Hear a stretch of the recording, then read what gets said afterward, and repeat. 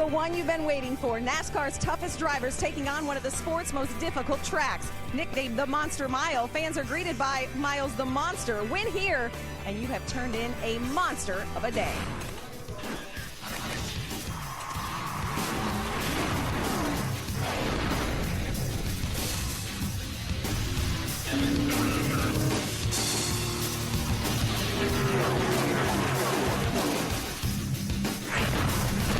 Johnny Sauter is our points leader. Meanwhile, Ron Hornaday has won at this track. Former champ Todd Bodine has not, but we have a rivalry. Kyle Busch and Kevin Harvick.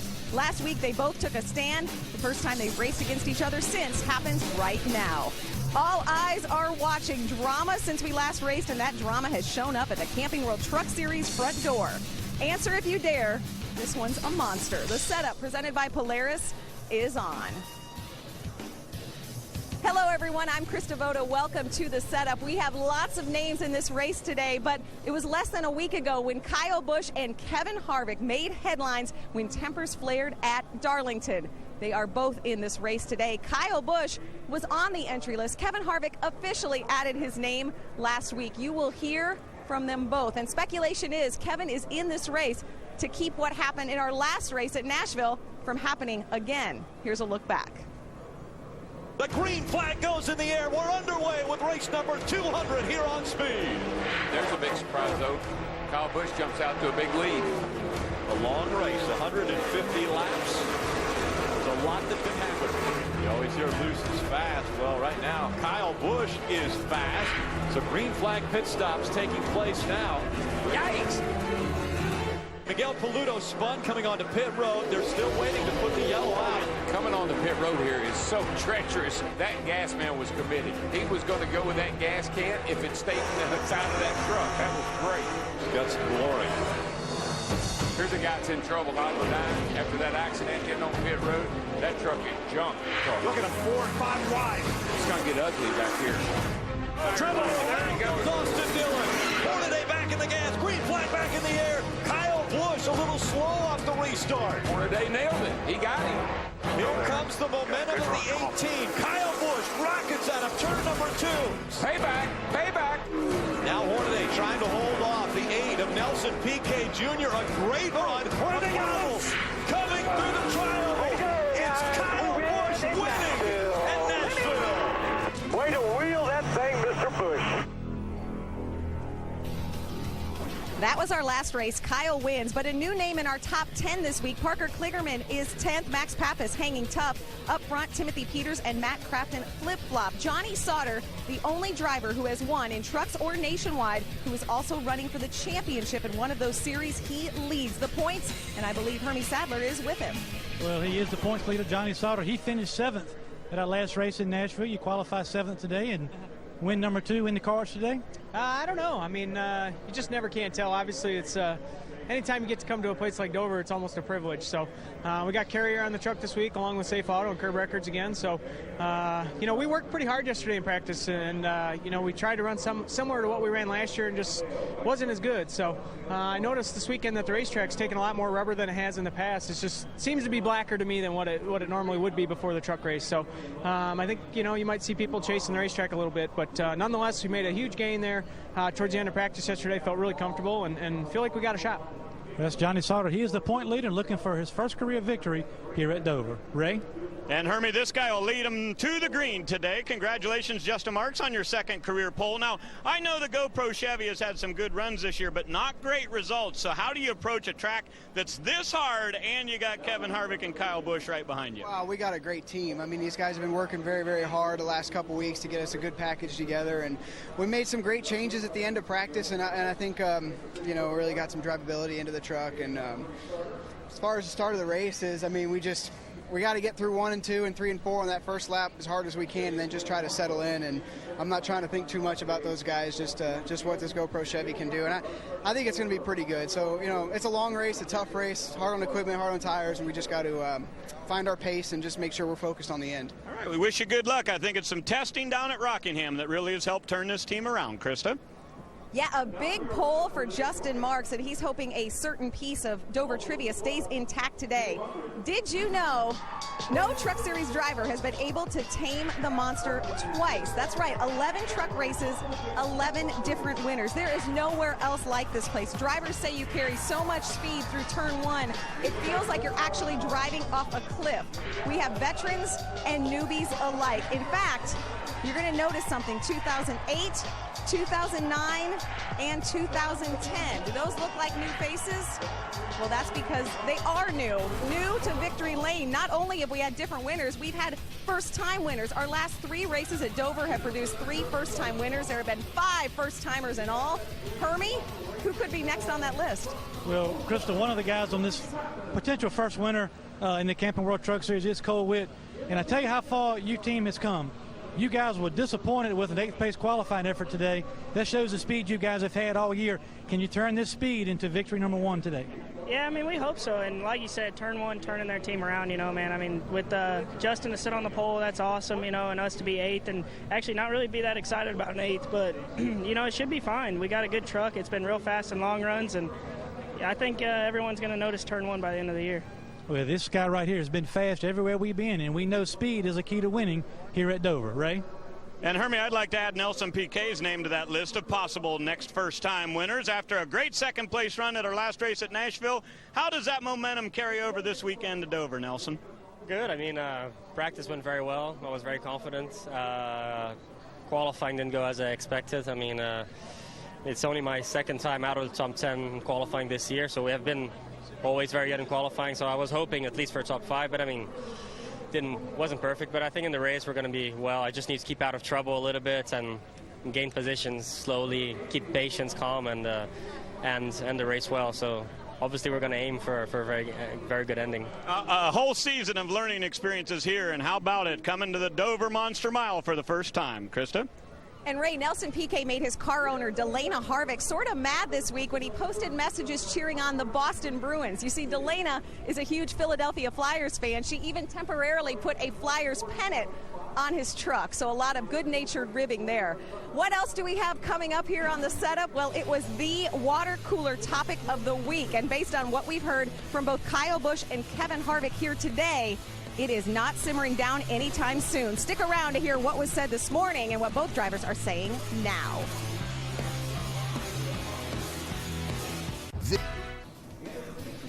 The setup is presented by Polaris, the hardest working, smoothest riding off-road vehicles, now at your local dealer. Brought to you in part by Camping World and the Good Sam RV Club. Everything for the RV lifestyle, including RVs, accessories, warranties, insurance, roadside assistance, and more. And in high definition by Funai. Funai, fun and innovative. Experience more at FunaiAmerica.com. What did you do this week? Well, Wednesday, Johnny Sauter threw out the first pitch at Camden Yards. Sauter grew up a Brewers fan, but says meeting some of the Orioles was absolutely priceless. And earlier this month, Austin Dillon had the honor of throwing out the first pitch at a San Diego Padres game while representing the Ronald Reagan Foundation Centennial Celebration. And it wasn't that long ago that Austin Dillon was taking the field himself. This is Austin Dillon at the Little League World Series. His team from Clemens, North Carolina, just outside of Winston-Salem, made it there in 2002. Austin was 5th in practice, but uncharacteristic, qualifying in 17th here today. Welcome back to Dover. Well, from baseball gloves to boxing gloves. Yesterday, while the Truck Series was practicing, I got to be honest, there were some media members here who normally wouldn't be. They were here to see if any fireworks would erupt between Kyle Busch and Kevin Harvick, who are both in this race. They have both been fined and put on probation for actions that transpired post-race last week in the Sprint Cup Series in Darlington. 4 to go this time. 4 to go and 3 Oh, Boyer in the wall, hard. And Kyle Busch turned Harvick around after they had made contact half a lap before. Well, you can see already the left front of Harvick's tire where they made contact. And here comes Kevin back. Whoa. Gives the 18 a big shot in the rear. So you can see the 18 and the 29 hit again there, and Kyle Busch just goes dead left and pretty much hooks Kevin Harvick in the 29. The 18 hooked me. We're going to hook the 18 some other time. He should just be ready for it. I think that pretty much tells the tale right there. And Harvick and Busch This has just started now. We know Harvick is he plays rough. Here he comes. And there goes his car. Holy smoly. Both Kevin Harvick and Kyle Busch will go meet with NASCAR officials. Just uncalled for, just unacceptable racing. And, it's in the last couple laps, but I gave him room off of 2. I didn't get the room. I mean, obviously we were just racing hard and doing what we had to do there at the end, and things happened. Is it settled between the two of you? You saw the end. Okay, that was last week at Darlington. There you see Kevin Harvick's number 2, Kyle Busch's number 18, right by each other on the grid. They qualified 2nd and 3rd. So what has happened since we've been here at Dover? Well, yesterday both drivers met with NASCAR brass, where they were reminded that they are on probation for 4 weeks, and that probation covers all 3 of NASCAR's top series. Now, they have not been throwing punches with their fists, but this morning they both threw punches with their words. Yesterday, Kyle's explanation was he had a flat tire and hooked me on the straightaway. So it's kind of one lie after another, and when you hook somebody in the right rear quarter panel, that's the equivalent as throwing your gloves off in hockey. It's that's the point where everybody's reached the boiling point. Apparently he's watching too much hockey, but that's what you do in your own time during the week, I guess. To me, I did have a left rear tire flat, and I wasn't sure that if I turned too hard to the right to stay off of them or to get away from them, that the car would actually spin out the wrong way. My car would. So, believe that for what it's worth. Whether I was right or wrong, they're gonna back me up, and I'll do the same for them. So that's the great part about our team, and the 18 team not backing him up. I mean, when you don't have a backbone, how can you back somebody up? Here we go. Yeah, Kevin Harvick, we just heard the war of words in the media center, but now it's time to go racing. What are your thoughts as we get ready to, get on the racetrack and get it done on the track? Well, I'm excited just about our bad boy buggies, Chevy. It's been good in practice, and just got to do what you got to do on the racetrack now, so should be fun. That's Kevin Harvick. He is getting ready for driver intros. Ray, you catch up with Kyle? Well, Kyle is on the stage right now getting a plaque here, but I'll tell you what's interesting to me. Over the last couple of years when Kyle Busch went across the stage, it was about 90% boos. Kyle Boo, we just heard the crowd go crazy. They're cheering for Kyle. What's that all about? I don't know. Hopefully they're cheering here in about 200 laps as well. We can try to win this thing, but we got a pretty good Traxxas Tundra, man. That thing's pretty awesome, so we'll see how it runs, but, we've had a lot of fun so far this week. I asked you in the qualifying show today about, your dominance at Bristol Concrete, and this one's concrete too. Can you go out and win all 3 races this weekend? Certainly. I wouldn't think that there'd be a reason we couldn't. We almost won here last few years, but just quite haven't been able to close the deal at the end. But nationwide race and the Sprint Cup race we won here in the springtime last year, so feel pretty good about it. I definitely think we got an opportunity to sweep it this weekend, but nationwide practice didn't go as good as I wanted to, but you never know what can happen in these 200-mile races. All right, we wish you good luck. Kyle heading down the end of the grid. And, Krista, I have to tell you, throughout the course of the night, I think we're going to see that 2 and the 18 side by side a good bit. It's going to be fun for sure. It's Rowdy versus Happy, owner versus owner. This may be where it's culminated for now, but this is not where it all began. Rick Allen, Phil Parsons, Michael Waltrip upstairs, and I'm pretty sure they have some opinions on this rivalry as well. Rick? Well, I think we do. And actually, here's 2 racers that are also owners in this series who really show their emotions on their sleeves. But we have seen them tangle before on the racetrack, Phil. Yeah, this is definitely not the first time. We go back to 2008 at Michigan. And this didn't even involve Kevin Harvick personally. This was his truck, Ron Hornaday, got turned around by Kyle Busch. Kevin obviously took exception to this, and they had words down in the garage. There's another view right there.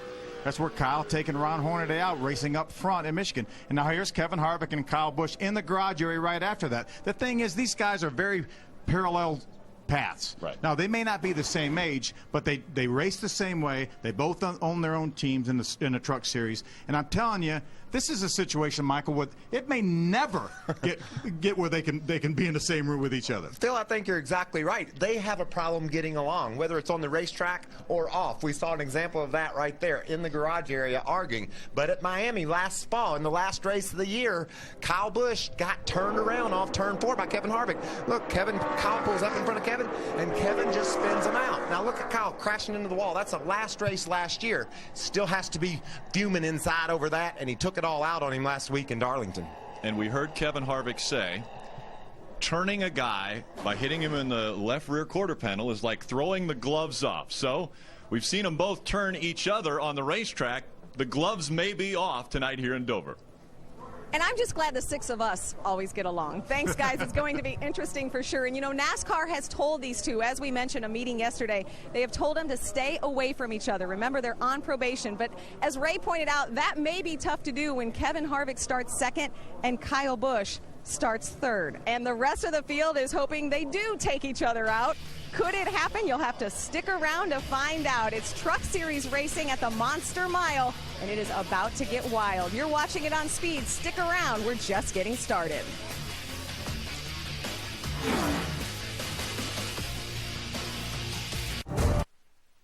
Next week, the Camping World Truck Series will be in the heart of NASCAR as they visit the Charlotte Motor Speedway.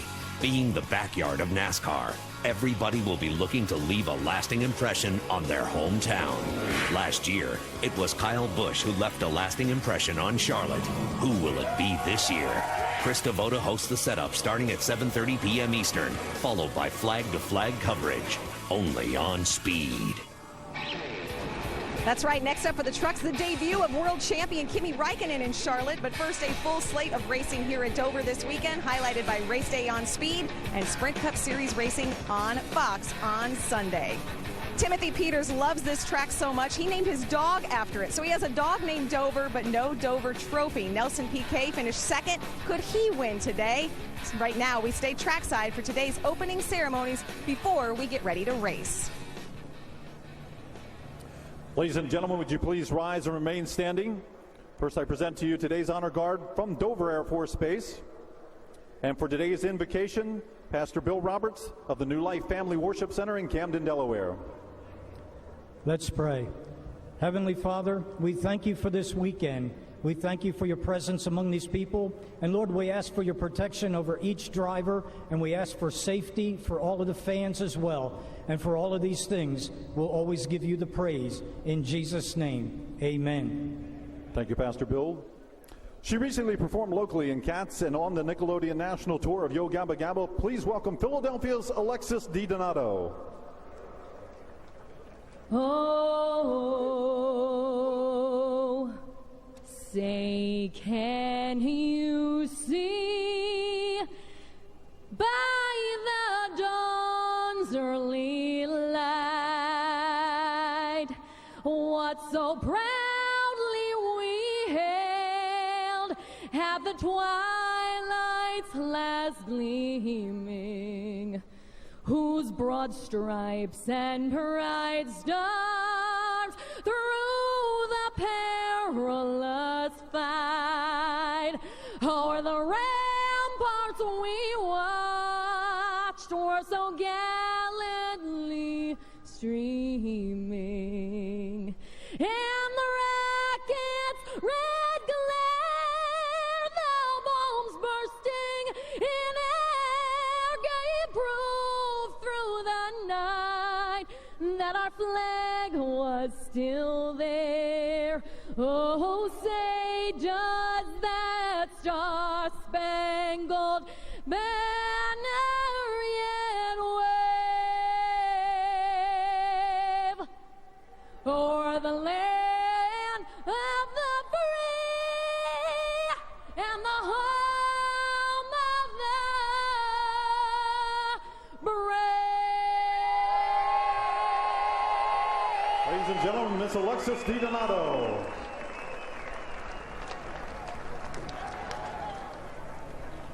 Well, the elephant in the room is Harvick versus Busch. Will paybacks be issued despite both being on probation? So many other drivers hoping to steal the spotlight next.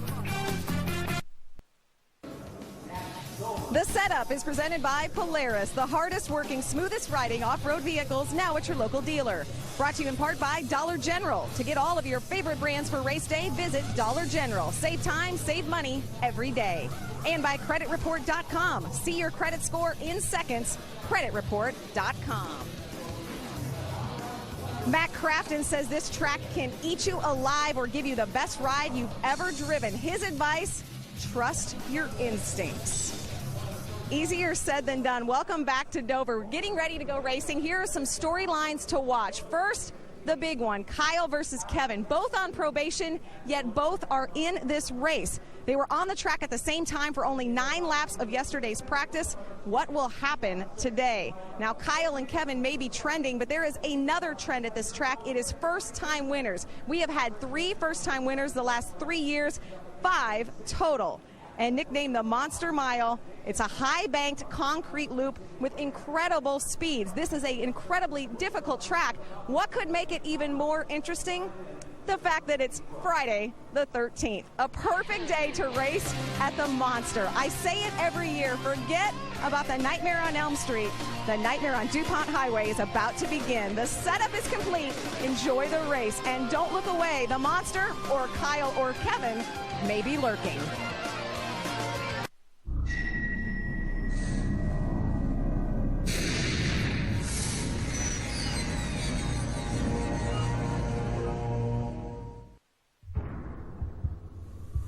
Some of us are fixated upon the maximum. Maximum speed. It can make someone feverish, possessed. The notion of fast can twist your sensibilities. The concept of speed makes some of us obsessed. Wall-to-wall catastrophes. You can expect nothing less than metal-on-metal carnage. When the truck engines ignite, miles will awaken, and the Monster will be waiting. 36 trucks have just come to life. The engines have fired. Welcome to the NASCAR Camping World Truck Series Lucas Oil 200 on speed.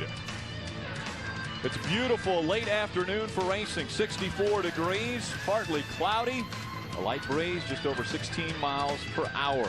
We're going to see a lot bigger speeds as they try to take on Miles the Monster. That's right, the Monster Mile here in Dover, Delaware. Take a look at our starting grid. It'll roll across the top of your screen. Justin Marks grabs his 2nd career pole in the Camping World Truck Series. On his outside will be Kevin Harvick. We want to take a look at the numbers for this racetrack, Bill. What a great racetrack. You see the corners are banked at 24 degrees. 9 degrees on the straightaway. That is very, very critical. It's very difficult to spin here without hitting something. It's very critical to know that as a race car driver, because if somebody gets in trouble up top, they're coming to the bottom, so you better be ready for it. Here's our race analysis. 200 miles, 200 laps. 36 trucks will be starting this race. See our pit window somewhere between 80, 85 laps. A lot of times when we come here, we worry about tire wear. Not an issue this time. You saw all the rubber down on the racetrack. The track is taking rubber. No wear issues whatsoever. That means strategy could become a part of this decision. And man, that's fun when you got those crew chiefs down there trying to figure it all out. It's time to take a look at our speed spotlight as we shine a spotlight on a few different drivers. Ray, you're actually going to start with our track record holder tonight. And Rick, that would be David Starr. You know, it's been a long time since he went last to victory lane. 126 races actually, but if you're going to pick a racetrack that David Starr could strike back at, it's got to be at Dover. 9 races here. He's got 7 top 10s and a couple of third-place finishes. David said he can feel really aggressive with his steering wheel here, and I look for that Zachary Toyota to be good tonight here at Dover. Hermie? Yeah, thanks, Ray. I want to take a look at Brad Sweet in the speed spotlight. This is his first ever Truck Series start here at Dover. He qualified 18th, and he's only 20th in driver points, but he's got a lot of open wheel experience, not a lot of stock car or truck experience. He's getting experience at a place like Dover here this weekend. He got an 11th place run at Phoenix. He's got an experienced crew chief in Trent Owens. Look for Brad Sweet to maybe get a career best finish here at Dover. Phil?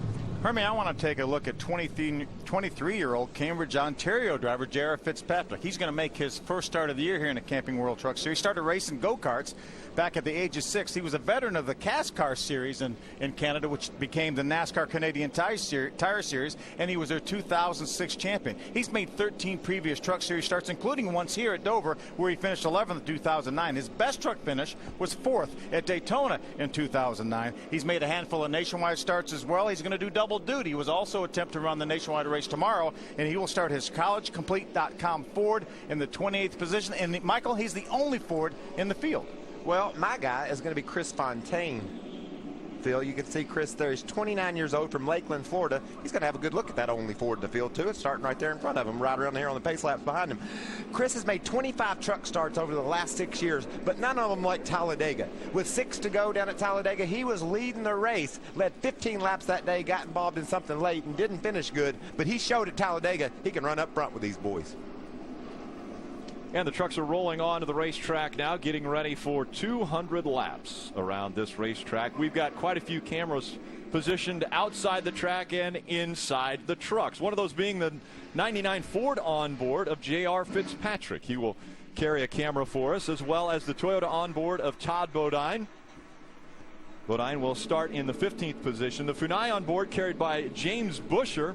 Busher will start in the 14th position, and the bad boy buggies, Kevin Harvick, will start on the front row, and he also carries one of our cameras.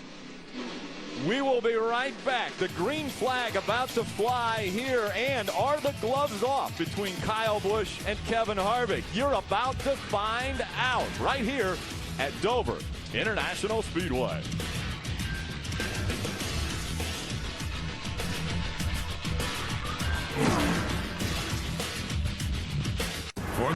Welcome back to the Monster Miles. We get ready for the Lucas Oil 200. It's time for our Walmart recipe for success. What is the winning ingredient, Ray?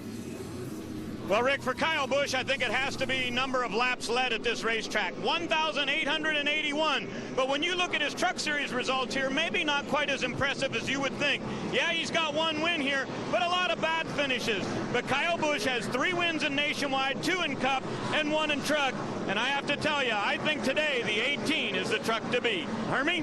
Well, thank you, Ray. One of the most amazing stats I've heard in a long time is 11 races here at Dover in the Truck Series, 11 different winners, 5 first-time winners. What does that tell me? It does not mean how much experience you have to necessarily get you to victory lane. You got to be patient when your truck is not exactly right. And don't forget, this pit road is very treacherous to get on pit road, and although they've widened it, you can get yourself in trouble here on pit road as well. It'll take a complete team effort to win this race today. Rick? Thanks, Jeremy. Are you guys superstitious? Friday the 13th? Does that play into it at the Monster Mile? We're trying to take on a monster on Friday the 13th. What are we thinking? And you're going to find out why he's the Monster Mile when these trucks take the green flag in just a second. Rick, the speeds here are crazy fast. 11 previous races, 11 different winners. Will we see a 12th tonight, Phil? We will not see a 12th because we've got Kyle Busch and Kevin Harvick in this race. But we know what's going on the last week. They're feuding. If they take each other out, then maybe so. We're about to find out what's going to happen. Justin Marks grabbed his 2nd career pole. He will bring the field to the green flag coming out of turn number 4. Marks on the inside, Harvick on the outside, and the green flag will fly. Racing underway at the Monster.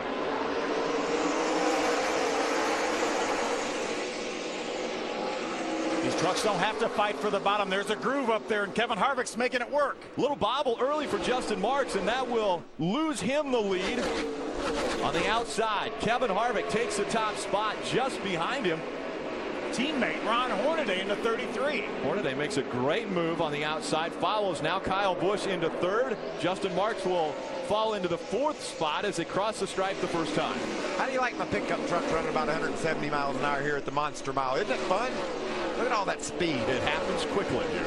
And you talked about the banks. This is a self-cleaning racetrack. If somebody wrecks up high, you expect that truck to come right down the racetrack. Oh, and it's going to, as you see Cole Witt on the outside of the 5 truck of Travis Kvapil to take over a spot. Here comes Matt Crafton on the outside as well. Gets a little bit loose up off the corner. Travis Kvapil dropping back. It looks like not up to speed yet as Johnny Sauter tries to get by him as well. Side by side. Kvapil on the inside, Crafton on the outside. Man, this track is really rubbery, and you talked about the tire wear field. That means there's options. There's places all over this track you can run. Up high like we saw Crafton. Down low like Travis Kvapil's looking there. So many options for these drivers. Battle's going to heat up for a second here. Kyle Busch, the 18 truck, has pulled into the tailgate of the 33 of Hornaday. Harvick, Hornaday, Kyle Busch, Justin Marks, and Joey Coulter. They're your top 5. Kyle Busch, we talked about earlier when in 2008 when he got into the back of Hornaday. Hornaday a little bit loose there up off of 4. And that just goes to show you how hard they're driving these trucks, Phil. You just mat the gas right there where they're at and hold it wide open up off that corner. And if it gets a little bit loose, you're wide open up off that corner. Like I said, it can get away from you in a hurry. Here comes Kyle Busch looking to the inside of Ron Hornaday for the second spot. Hornaday has to chase it up the racetrack. Well, Kyle got loose getting in that corner, didn't he, underneath Hornaday? Yeah, and Ron didn't give him a whole lot of room getting down in there. You know, that's Kevin's teammate, and Ron did not cut Kyle Busch any slack when they entered turn 1. They stay second and third. Hornaday has the second spot. Busch back in third. Remember that video we showed earlier from Michigan in 2008? We're talking about Kevin Harvick and Kyle Busch, but that was Ron Hornaday that got turned around by the 18 of Kyle Busch. Kyle Busch hugging the bottom of the racetrack side by side once again, and around goes the 99 of J.R. Fitzpatrick. Back or down. That's my spotlight driver, J.R. Fitzpatrick from Ontario. You okay there, bud? We talk about the banks being self-cleaning. Look at that mess. He was carrying one of our onboards. Got the air off me or something, man. It just snapped on me. Yeah, he was about a car length back and closed there. When you kind of wiggled, I saw it wiggle up off. It's so difficult to get in trouble here without missing anything. Normally, it's going to be that inside wall you're going to hit. You could see where he hit it, too. He lost it off 2, talking about. Heck, he's halfway down the back straightaway when he hit it, and came off the wall down in turn 3. So that wreck took about, quarter mile or so to a whole straightaway to complete that. And there's you see the marks of where he got into the wall on the inside twice. What's coming off the corner? He had a truck right behind him. Just got sideways, lost the back end up off the corner. Pretty significant contact to the inside wall, and then hits it again. You know, that's why I like calling those safer barriers, because they're not soft. Yeah, they're definitely not soft walls. Yeah. Check that truck out. It's tore all to pieces, but the driver's okay, and that's the most important part. He carried one of our cameras. This is the look from riding along with the 99. Only pressure.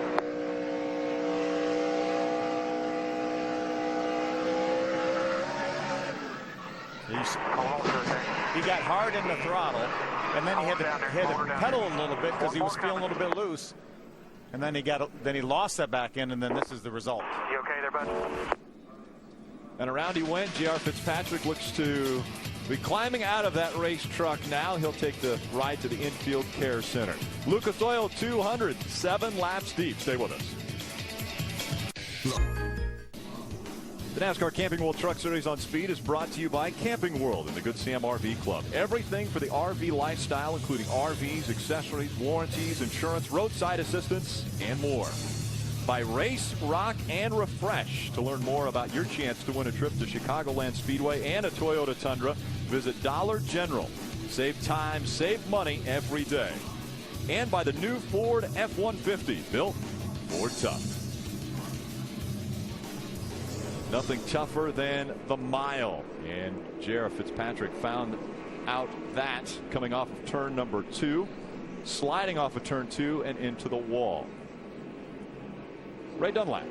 I'll give you a quick update on Kyle Busch. He came on the radio and talked to his crew chief, Eric Phillips, and said, guys, I'm surprisingly free. They were definitely not expecting that. He said, I'll call it about a 3 or 4 on a 1 to 10 scale, but it's mostly into the corners. And Eric Phillips came back with the answer, yes, this track has taken a lot more rubber since they've had Sprint Cup and Nationwide Series practice. So the conditions are a little bit different than when they practiced earlier. They plan on making a chassis adjustment on the first pit stop. Hermie?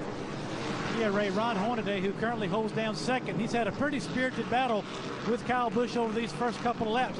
He's reporting to his crew chief, Jeff Hensley, that his truck is bottoming out terribly, hitting the cross member, a portion of the frame on this truck as he enters the corners. They've discussed whether or not Ron actually needs to maybe lift a little bit or slow down a little bit more on entry until the air pressure gets up, and they've actually told him to cut the fans off, cut the blowers off that blow cool air on the tires that help prevent air pressure from growing.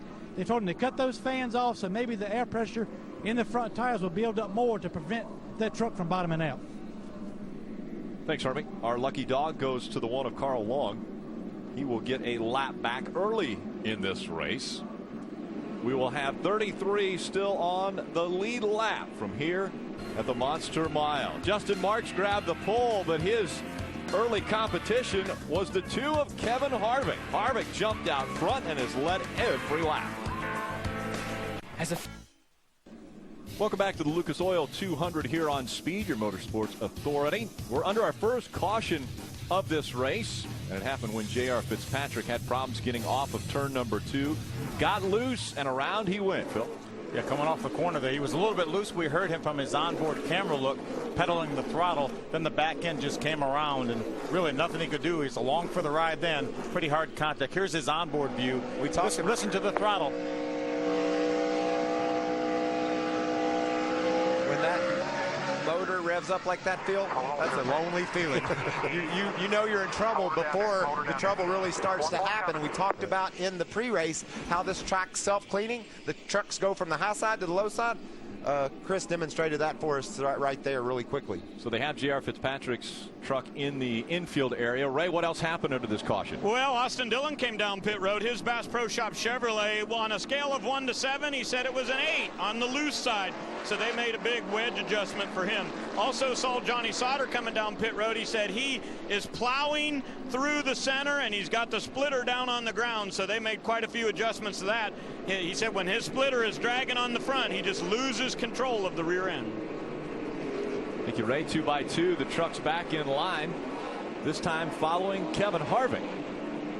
And it looks as though Harvick has chose the outside line for this restart. He will let his teammate go to the inside, and that is Ron Hornaday. That puts Kyle Busch on the inside. He liked that. He liked that start he got earlier. Yeah, he sure did. He got a great start on Justin Marks. Let's do that again. Green flag back in the air, and Harvick with another great restart. He jumps out in front of that 33. They stay 1 and 2.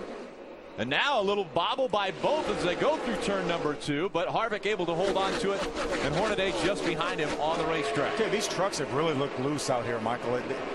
Usually when the more rubber this racetrack takes, a lot of times it tightens it up, as you see Kyle Busch go for the second spot. Took it away from Hornaday on the outside. Now there's no trucks between Kevin Harvick and Kyle Busch on the racetrack.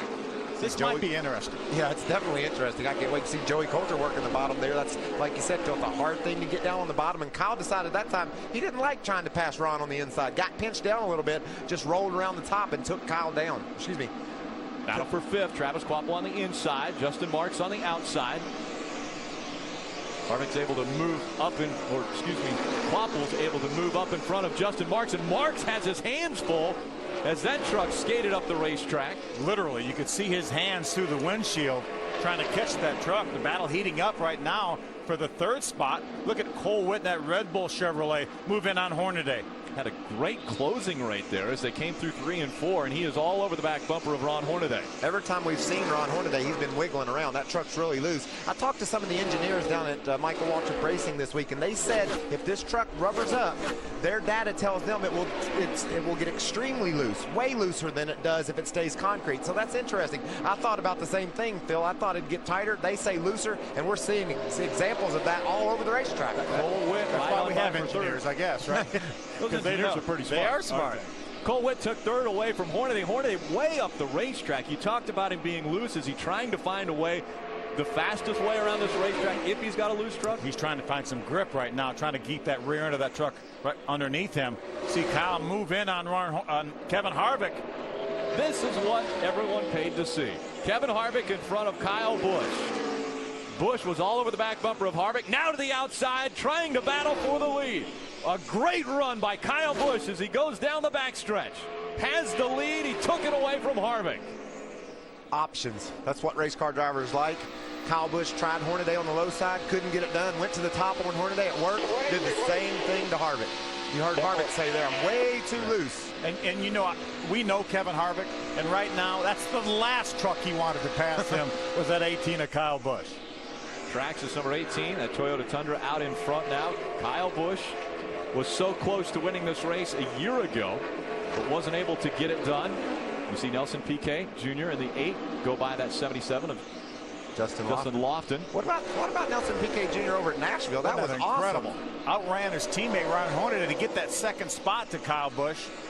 Terrific job. Craig Ghost with an impressive run in the 46. He's currently running in 13th spot. Got a top 10 over at Nashville too. He made his debut last year at Talladega Field. Got a top 10 in his first start. Hadn't got one since, and now he finally got one. Oh, look how sideways. Again, a bobble by Hornaday. And that may be a situation where Ron Hornaday said, I believe he got into my left rear corner. He did not. Ron Hornaday just got a little bit loose. He may have robbed some air off that rear spoiler, but he certainly didn't get into him. But Ron's not giving up, is he? No, I don't think that truck's proven to him that it's loose enough yet. Up the racetrack he goes once again. Quapple stays right at the bottom of the track, trying to take that spot away. That is for the fourth position. Side by side, they're sliding as they come out of 4. Got plenty of time. Man, and that's right, plenty of time. But Phil, that 5 truck's had a bad year. Travis Quapple hasn't run well at all. He hasn't finished well at all. And you know, he's a former Truck Series champion. And to run like he has this year is frustrating. He's got a good truck today, and he wants to go. And we considered him a championship contender this year. He elected to get points in the Truck Series, even though he's running the Cup Series full time. And as you mentioned, this really hasn't performed up to what they should be. Cole Witt now challenging Kevin Harvick for second. Cole Witt has looked very strong since the drop of the green flag, up to the 3rd position now. He's looked good since the drop of the green flag at Daytona. Yeah, it's been impressive to watch that young man get his legs under him and figure this out. You talk about young man, just 19 years old out of Alpine, California. You know, some kids come along and it looks like for whatever reason they just have it. And that's a young man that really looks like he has it. Started out last year in the K&N Pro Series East Division. There you hear Kevin Harvick needs a big adjustment. Quapple all over the back bumper once again of Ron Hornaday, trying to make that pass, trying to take away the 4th spot. That's another truck that needs a big adjustment. Yeah. He's the same way as his teammate. He needs to get in there and work on that thing. It's loose. Those two continue to battle side by side for the 4th spot. Hornaday had it. Quapple trying to take it away, and the 88 looks like the fastest truck of the 3. He's been held up by the 2 of these guys, and Quapple again bobbles, and that allows Hornaday to pull out to a truck link lead. Just moments ago now, watch the 5 of Travis Quapple. This is when they're going to get really close. They don't touch. You saw Hornaday wiggle, and then he had to chase it up the hill. And here's a couple laps later, same incident, both trucks sideways up off the corner. Travis does a great job keeping that truck off around Hornaday. That's experience. He won the Truck Series championship back in 03, Phil, and you don't win a championship in any division of NASCAR and not be able to wheel one of these things. And that was there's a case right there where Travis had to wheel it hard to get off turn 4 without crashing. Michael, that whole championship year, he failed to complete 1 lap for the entire season. And that was at a half-mile racetrack. So Bakersfield, half California. a mile is all he was able, or he didn't complete of that season. What a very impressive run. And how about the 88 of Matt Crafton? He's able to get by the 5 of Travis Quapple. Now he's trying to take 4th away from Hornaday. What about some of these trucks in the top 10? You got Joey Coulter, Justin Marks, our poster, Parker Kligerman. The top 10 is this is why I love the Truck Series. You got a couple of Cup guys. You got a couple of guys that were Cup racers. They've finished their Cup careers. Now they're truck racers. And you got a 19-year-old kid running second. It's all there. Gets in between Kyle Busch and Kevin Harvick. Out in front, Kyle Busch, Cole Witt running second. He's 3 seconds back. Then it's Kevin Harvick, Ron Hornaday, Matt Crafton, your top 5. Quapple, Kligerman, Coulter, Marks, and James Buescher, your top 10 here at the Monster Mile.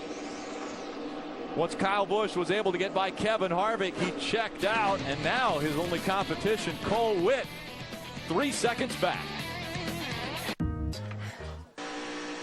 Sunday NASCAR race day revs up in Dover. Denny Hamlin will join us live. Plus, we'll discuss the driver feuds that got physical in Darlington. That's NASCAR race day built by the Home Depot from Dover, Sunday, 10:30 Eastern, live on Speed. What a great battle here from 4th on back. Ron Hornaday holding this group up, it looks like, Michael. Yeah, you saw when Cole Witt caught Harvick. Harvick slid up. Cole went low. It was over. Ron couldn't afford to do that. He couldn't just lay over. Look at him still wiggling that truck. Because look at all the trucks lined up back through there. He gives up 1 spot. He's liable to give up 5 or 6. It might not ever stop. He's got them lined up from all the way down the front straightaway behind him. Kyle Busch out in front of the field. He has a 2.7 second lead over Cole Witt.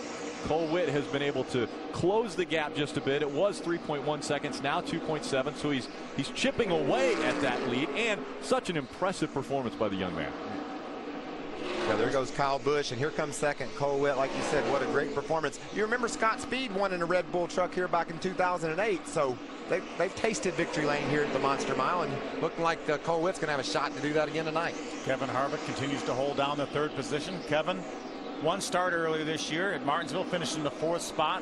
Always competitive in this truck. Yeah, didn't have a chance to win there at Martinsville, though. Wasn't going to happen. No, wasn't going to happen. He got 2 laps down. There's no way he's going to win, and he ends up finishing 4th. And I dare to say what might happen if he'd had more time.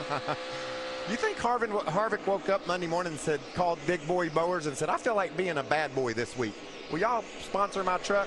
I don't know. Kevin Harvick's claimed that it was a couple weeks in the making, not because of what happened at Darlington.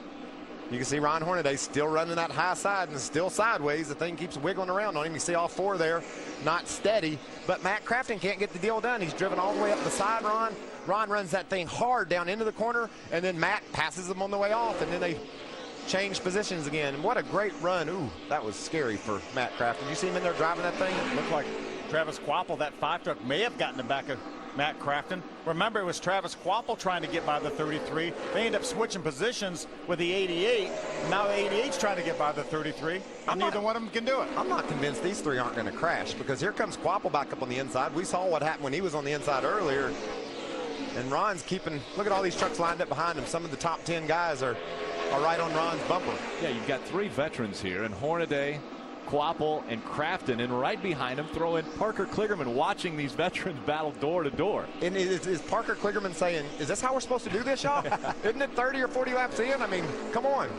Parker Kligerman, coming off his top 10 at Nashville last time out, actually jumped in Brad Keselowski's Nationwide car during practice, because Brad's a little bit under the weather. There's a chance that he may have to race that car. Parker, I'm talking about, didn't really fit all that well. They had to adjust all the pedals and the steering wheel and pad up the seat a little bit for him, but he did a nice job in that car and doing a nice job in this race. Got that 22 Joey Coulter, another RCR car right behind him. Yeah, that truck is strong. Joey Coulter is just doing a good job getting this truck series figured out. Anytime you come to Dover and you run in the top 10, you got to figure you got things pretty well figured out. This racetrack really challenges you, and you have to drive hard to be successful here. Driving a truck hard gives you confidence. If you're able to do it at Dover, you feel like you can do it anywhere. James Buescher just behind him in the number 31. That's the Funai onboard. Fun and innovative. That's sort of what Dover is. When you come here, you know it's going to be fun. You're going to have to be innovative, figure out how to win. That's why we've had 11 different winners here. Strategy has played into that in a lot of those victories. Just fast trucks have in others, but you got to have it all here at Dover. We talk about that race last year, 2010. James Buescher, that 31 truck, finished second here last year. He knows how to get around there. How about that second place finish last race at Nashville for Nelson Piquet Jr. trying to back that up? Oh, we've got problems. The 33 hit the wall. Hornaday inside. Slowing now on the racetrack. He talked about an ill handling race truck, and now the right side scraping the wall here at Dover. He might have just got high up there. I don't see any damage, Rick. He's been chasing up. There he is. He might have got loose getting down in the corner. Whoa, I don't think he hit it. I'm not even sure he hit the wall. Yep, you're right. He used all the racetrack up, though. We said they were probably going to crash, and that's as close as you're ever going to get to crashing without actually doing it.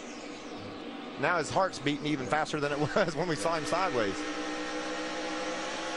There's Craig Ghost, the 46 truck. There's Brad Sweet, the 32 on the inside. Here's a Toyota on board of Todd Bodine. These trucks right here battling for the 19th position.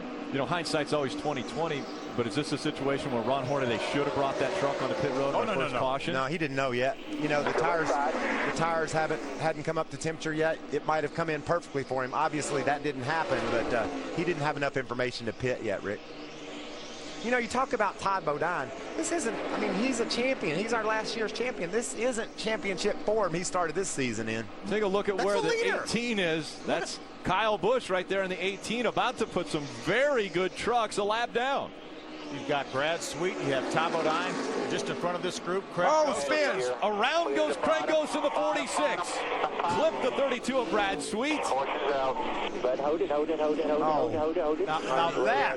that is as close as you come to wrecking without hitting the wall. Well, can we call it? That was a wreck, wasn't it? I mean, he had a chance to hit the wall. He was in the infield. Trucks were dodging him. That is amazing. He came very close to hitting Kyle Busch as he was sliding around the racetrack.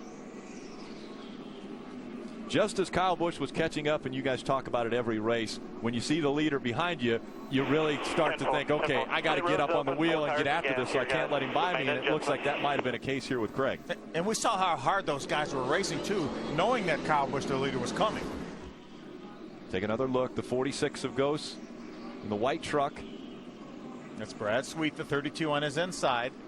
See if they make some contact down here. Oh, yeah. Just a nudge. So slight, but that's all it takes here. Watch this now. Watch Craig Ghost. He's going to slide all the way back up the racetrack, turn the wheel to the left at exactly the right moment to keep that truck out of the wall. And that's Kyle Busch on the outside. There's the 18 truck, middle of your screen right now. Look at Kyle. He's a heads up, sees what's happening, slows up. Johanna Long does a great job, slips by the bottom, running the top 20. We're talking about this is top 20 truck. She's right there at the tail end of that battle. And Kyle almost got crashed. Speeds up, goes to the outside to avoid contact and stays safe. So he will stay out in front, but that will bunch the field back up once again. Cole Witt will now have a shot at Kyle Busch on this restart. Kevin Harvick will restart third. Crafton, Quapple, those two are there, all the top five, and on to pit road comes our leader, Hermie. Well, the 60th Cole Witt, very impressive on the racetrack and on the radio. He told his crew chief, Marcus Richmond, didn't have a lot of complaints on the long run, just a little bit free. They'll take 4 tires, Sunoco fuel, and a slight air pressure adjustment. Ray? Kyle Busch had a big lead on the rest of the trucks that were behind him, and he will come in and they're going to make an air pressure adjustment on the right rear. And Kyle also called in and said, how about a little bit of track bar? So they'll go half a round down. That'll help tighten him up a little bit. For Kevin Harvick, you can see they're going to make some big adjustments on that bad boy buggy Chevrolet. He said this thing is so loose. Wedge wrenches in the left. They went air pressure on the right sides. Harvick will go out behind the number 60 of Cole Witt. So the front 3 running trucks come in and leave in the same order. Our pole sitter, you see the race off of pit road. Justin Marks now just coming off of pit road. Kyle Busch and his team held serve on this round of pit stops. Reason we're under caution, the 46 of Craig Ghost around, and a wild ride he has. Look how slight that contact is. You can't even see the indication that he had contact. That left rear quarter. That just shows you how close to out of control these guys are. A little bit of a scrape there with Brad Sweet as Sweet goes by, but Kyle Busch goes on the high side to avoid this. And as soon as he goes past on the high side, Craig Ghost comes back up the racetrack in a very close call with the outside wall, but stays off of it. We'll be back for the green flag this moment. Tomorrow it's the Wild West and the Gunslingers. They're coming. The Rolex Sports Car Series is offering a $25,000 bounty to the team that breaks the Ganassi Gang's winning streak. Don't miss the Rolex Sports Car Series from Virginia International Raceway. Tomorrow, 5 Eastern, only on Speed. Reason we're under caution for the second time today. Slight contact between the 32 of Brad Sweet, the 46 of Craig Ghost, right in front of our leader, Kyle Busch. I don't ever think I saw Craig Ghost put his brakes on. He's sideways 160 miles an hour, sliding around up and down the racetrack. Had a bunch of pedals in there, didn't choose to use any of them. Well, he used that throttle when he got sideways to propel that truck back down off the racetrack. We talk about these banks. Normally you spin, you go up, and then you come back down. He kept his truck from going back up into the outside wall, and then it shot down the racetrack. That's when he made slight contact again with Brad Sweet. Aaron's lucky dog goes to the 39 of Ryan Sieg. He'll be back on the lead lap. So we've got 25 that will be on the lead lap for the start of this race. Aaron's restart. Cole Witt will be on the inside now. Kyle Busch looks as though leader likes that outside line. Well, he's had great success up there. He's made all his passes on the top side, so it's working well. Let's not change it yet. Kyle Busch up top. Cole Witt down on the bottom. Matt Crafton's been strong. He will start in the 4th position. Kevin Harvick in the 3rd spot down on the bottom of the racetrack in row number 2. Coming out of turn 4. Green flag back in the air. We're underway. Huge jump by Kyle Busch. Trying to bring Matt Crafton along with him. Matt on the outside of Cole Witt, trying to take that spot. Check out how these trucks pick up all the rubber off the track when they run under caution. The darkness goes away when they're running under caution. The tires pick up some of that rubber that's on the road, and then when they go back green, it goes right back down. This tire deal is interesting, what Goodyear has to battle. The guys say, we need to take more rubber. We need more rubber. They give them a tire that puts rubber down. That's too much rubber. You talked about how smart the engineers are. Now we'll see some of the ill-handling trucks, how they perform now that we've had a pit stop where these guys could take some pretty big swings at the setups. Yeah, you got to figure if you give Kevin Harvick a chance to work on his truck, he's going to come out smoking. Yeah, and he's going to have a couple opportunities. This will at least be a 2 pit stop race. Obviously, first pit stop coming lap number 47. Kyle Busch out front of Cole Witt by about a second now. Crafton running second or third. Harvick fourth. Kligerman is fifth. Quapple, Coulter, Hornaday, PK Jr., and James Buescher, your top 10. Normally these drivers and teams will only have 4 sets of tires for the weekend, as we see Johnny Sauter make the move to the inside of Nelson Piquet Jr., but they were allowed 5.5 sets of tires here this time because we know this historically has been a tire wear situation. I don't think you're going to need them all. I think if you're going to win this race, you're going to have new tires left on pit road. Check out how much of a momentum track this is. Matt Crafton was down goes Brad Sweet in the 32. There's the self-cleaning effect. It goes down there and pounds that inside wall. Who was that? That was Brad Sweet. No, that was Brad Sweet. That was Brad Sweet. But I think he's talking maybe about the 20 of Johanna Long when we first caught a glimpse of the 32. Brad Sweet, it looked like Johanna Long was in the vicinity anyway. I believe if I just sat there, if I was Brad, you can see all the water straight to the garage running out of that thing, and maybe a little bit of oil too. Now he's going to take it up on the racetrack. Maybe he's going to make a hard left here into the garage area. Come into the garage area the back way down there. He was 20th at the time of this caution. He was right in that battle we saw that brought out our last caution, Rick. Battling inside the top 20. Oh, Johanna Long was down on the inside of Brad. She does a great job. Watch this, Phil. Amazing. Well, that's about when we saw her right there, and then he was completely sideways, backwards, right next to her. And she just had to sit there and just take a deep breath. You know, any evasive action on these banks, she would have went into the wall too. She was really cool there. Kept that truck straight. That's her coming straight at us. Be interesting to see. They made contact. It looked like maybe Johanna was in there, and maybe Brad came down, didn't see her in there. Is that what it looked like to you? That's what it looked like to me. Yeah, you heard him say, who was that? Well, that happened to be the 20 of Johanna Long. I can't believe she didn't crash. It's amazing that he didn't force her up into the outside wall. Can't hardly tell what kind of shape they were in when they went into that turn. That truck just spun right around her. I mean, it was completely sideways backwards, right beside her, and as she went by, then it jumped up around her from the backside. Bodine was on pit road. Now, I talked about Todd Bodine earlier, Rick, and this not being typical of his team. He's lost 20 points to the leader in the last 3 races, so things are going in a bad direction for this team, and on pit road working on that thing early today, that's not a good sign either. Hermie, what are they saying in that team? Well, Todd Bodine came down pit road. He's fighting a tight condition, which is very odd because just about everybody else up and down pit road has been complaining about being loose. They came in, topped off with fuel, and took some wedge out of that truck to get him freed up. Now, Ron Hornaday, he was complaining about his truck being so loose he could not even give the truck any wheel on entry into the corner, could not turn it to get in the corner without getting loose. They made a major wedge and track bar adjustment, and Ron said it helped it a little bit, but he's waiting to run some more laps on the racetrack to get him a better feedback on the progress they've made on the 33 truck. Ray? Hermie, yesterday I watched the 2 truck throughout practice in the day, and at the beginning Kevin Harvick said his truck was wicked and evil. It was bouncing the left front, and as he came up off turn 4, he said the rear end was not in the racetrack. So his crew chief Bruce Cook made some pretty big changes. They changed the camber in the left front, and they also changed the anti-dive. And today Kevin said whatever the difference is on this racetrack, this truck is not responding. He said, we are terrible. The front is not in the track, and I do not have control coming up off. So far, the adjustments they made to try to make Kevin Harvick a little better have not worked. Kevin Harvick started on the front row. but it was Kyle Busch that was able to get by him for the lead. Kyle Busch out in front, thinking a year ago one was stolen from him at this racetrack. Well, he came very close to getting caught up in an incident earlier already in this race.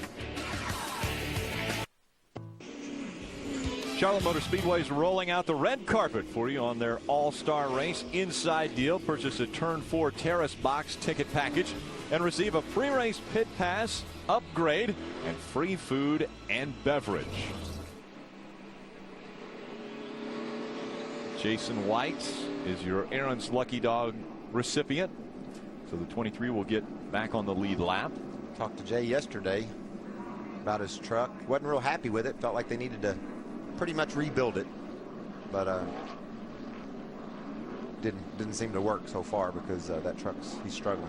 This has been a good racetrack for him. He had a top 5 finish here, what, a couple years ago? Not last year. Was it last year? He finished 4th, yeah. That last year in that race, the top 4 finishers all had their career best finishes on that day. And some of the drivers, some of the drivers talked about how they think the track is rubbering up differently than it was a year ago. So a really different situation for all the teams now as they're working on lap 59. See how white that thing is right now? It's amazing how they clean it off, as you mentioned, during the caution flag. Green flag back in the air. Out in front, Kyle Busch. Running second, Cole Witts. They stay 2 by 2. Battling for that second spot. They sure do get it dirty in a hurry, though, don't they? They really do. How about Kevin Harvick stays right outside Cole Witt in a battle for second, side by side. Look how bouncy those things are getting down in the corner. Travis Kvapil on the outside of that 88 of Matt Crafton. Trying to take 4th away. Cole Witt drops back to the 3rd spot now as Kevin Harvick trying to come on, but Witt battles back on the inside. Like Hornaday was thinking about making it 3 wide for a moment. Yeah, and Matt didn't see him. I think he went straight to the wall. Maybe a little contact between those 2 trucks. What a run by Parker Kligerman, though. Kligerman able to get by Crafton, so he's behind the 5 of Travis Kvapil now. Well, look at that momentum that Kevin Harvick had from the top side coming off of turn 4 that time.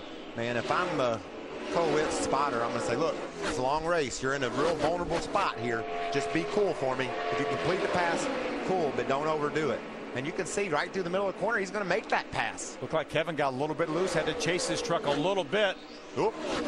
And here comes Kevin Harvick once again. Had him clear for just a moment, but wasn't able to pull up in front of Kevin. Look, he's sideways. Oh, sideways. Cole Witt catches it, but Harvick takes advantage, gets by, as does Travis Kvapil. Now Kvapil will battle for it. Looked like Matt Crafton may have scrubbed the wall. Cole Witt looked like he might have made contact with the right rear corner of the 5 of Travis Kvapil. Here comes Parker Kligerman to the inside of Travis Kvapil. If I'm still the spotter, I'm saying, seriously, calm down. You didn't listen to me last time, now. Travis Kvapil on the outside, Parker Kligerman on the inside. They are racing for the 3rd spot. What a battle. This has been going on all day. Parker Kligerman gets a little bit loose and has to chase his truck. That allows Travis Kvapil a bit of an advantage from the outside. James Buescher gets by the 33 of Hornaday. Here comes the 13 of Johnny Sauter trying to go by that 33. There's a difference between 2nd and 3rd. Harvick holds on to 2nd, Kvapil in 3rd, Kligerman, Crafton your top 5. As Piquet Jr. drives to the inside of Austin Dillon. Here's David Starr. He thought David Starr was going to come down the bottom, so he kind of crowded up Austin Dillon. Got the spot regardless, but wasn't pretty. Side by side continuing. David Starr, Austin Dillon, Starr running 13th. Dillon takes that 13th spot away. Great side-by-side battle. The monster Chevrolet number 4, Ricky Carmichael. The South Point Casino Toyota, Brendan Gaughan on the outside in the 62. Gaughan running in the 17th spot. Shane Sieg in the 93. On the inside. That's Todd Bodine just behind his teammate. 10-4, 24-60. Lap time 24.60. Last time by, Kyle Busch ran a 23.95. That tells you the difference in lap speed. Clear about 15 out back if you need to move around. see that traffic Todd Bodine's dealing with. Man, it's just amazing. We talked about clean air. These trucks running 160, 70 miles an hour down the straightaways. You get a truck in front of you, it changes your handling characteristics. It takes speed away from you too. Sometimes it doesn't hurt your truck's handling as much. You just slow down because you got to wait on it. Your timing's off a little bit. Get clear of some of those trucks. Maybe Todd can get up in the top 10 and work his way toward the front. Austin Dillon running the high side. You got David Starr down beneath him. We saw that with Cole Witt battling Kevin Harvick. We knew that. Yeah, 10-4, he's parking on the bottom, though. We know that Cole Witt had a fast car, has a fast truck, but wasn't able to get by Kevin Harvick. End up getting loose and chasing that truck uphill. This is what happened. Here he is racing really, really hard with Kevin Harvick. Watch his hands now. Look he gets sideways a couple different times, chases it, and loses 2 or 3 spots. Watch this super slow-mo here. You see him completely sideways right there. Look at the difference in the attitude of the 60 truck and the 2 truck. You can see him in there working that wheel too. Keep watching this now. This is when it looked like the 88 of Matt Crafton may have bounced off the fence coming off of turn number 2. He's right behind the 29 of Parker Kligerman. Here he comes. There's Matt. Whoa. I wouldn't say bounced off it, but he may have scraped it a touch. Got the Dover stripe. Check out this battle for 10th. Justin Lofton inside the top 10, passing Ron Hornaday. What a great run for Justin today. How about Justin, the 3rd place finish here, his career best last year. You talked about all those trucks having their career best. That was one of them. Looks like Austin Dillon was thinking about making it 3 wide. These guys Nelson Piquet just in front of him. I usually get nervous when we do Talladega because it's crazy, but this is just about as crazy. These guys are really battling early. You know, we're getting down toward halfway of this event, so we've seen it from the green flag, side by side, sideways. We've got Kyle Busch and Kevin Harvick running 1 and 2 here. Of the top 10, 5 are still looking for their first career win, so it could happen here at the Monster Mile. Ray.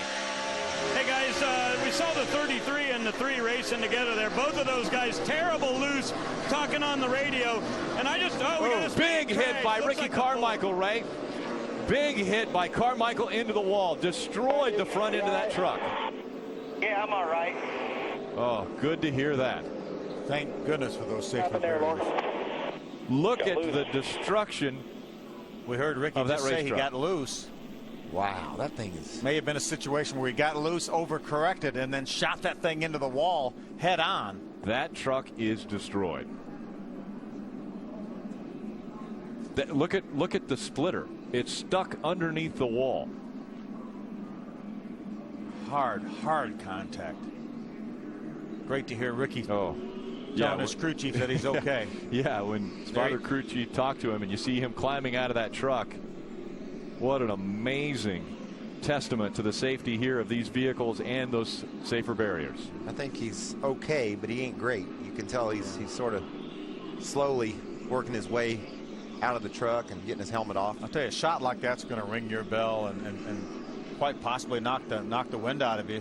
He sounded fairly good. Here's another look. You see him. He's in between 2 trucks, and he does get sideways and then overcorrects it. Man, did that truck hit the wall hard. You talked about it. You're going 160, 170 miles an hour when you get into the turn. Yeah, but you know, and that's a hard right turn. You just don't see wrecks that hard very often. I mean, that truck clobbered the outside wall, and he shot up there at just such an extreme angle, Bill. Almost perpendicular to the outside wall. Head on. He was running in the 14th spot. This is the 3rd DNF. Look at all this debris. Who was that cut a tire maybe? You see the black marks going into the outside wall? One of the trucks got into the wall when he ran over some of that debris. Here's Todd. He's right behind. You see Ricky get sideways and then overcorrects. And no contact from any other vehicle. It's just loose. And look at all the debris, as you mentioned. There's this white truck coming in here in a minute. 17 of Timothy Peters. 46 of Craig Goss also. That's the radiator sitting out in front of the truck, just being held by the radiator hose. That's it right there. Look at the size of the wheels. See that sway bar in there? That's the area right there. That's his sway bar. Look at the size of that sucker. You can get a real look inside what he's got under his hood. What's left under there at least. Yeah, wow. There's the front end they're trying to tear off of the truck. Trucks coming onto pit road, one of those being Timothy Peters in the 17. Now coming off of pit road. I was talking to Timothy Scrucci, Butch Hilton this morning, and his son is going to graduate from University of North Carolina at Charlotte tomorrow with a mechanical engineering degree. Really, really proud of him. Butch wanted to give a shout out to him, so let's do that. Again, that's the splitter stuck underneath the safer barrier, and look at the debris coming off of that truck. All over. And then you have the 7 getting into the wall. It's Camping World's Destination Recreation.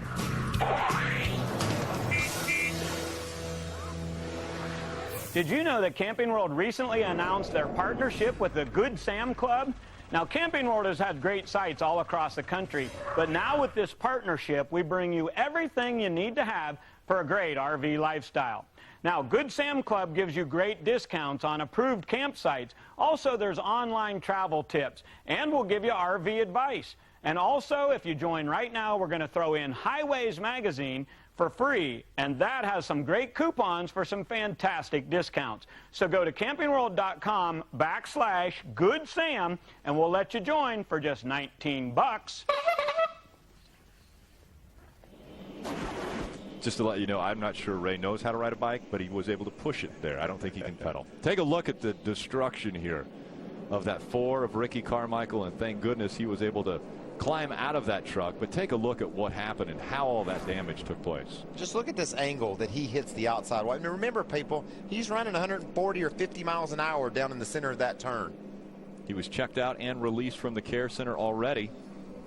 Miguel Paluda, we saw the 7 truck ran over something, cut a tire down, and made contact with the outside wall after he went through the debris field. But what a hard right-hand turn. Caution, big caution. Just a lot of debris down here, a lot of debris. That hurt me. I think me and you probably hit the wall about like that here. Probably have. Before they had safer barriers.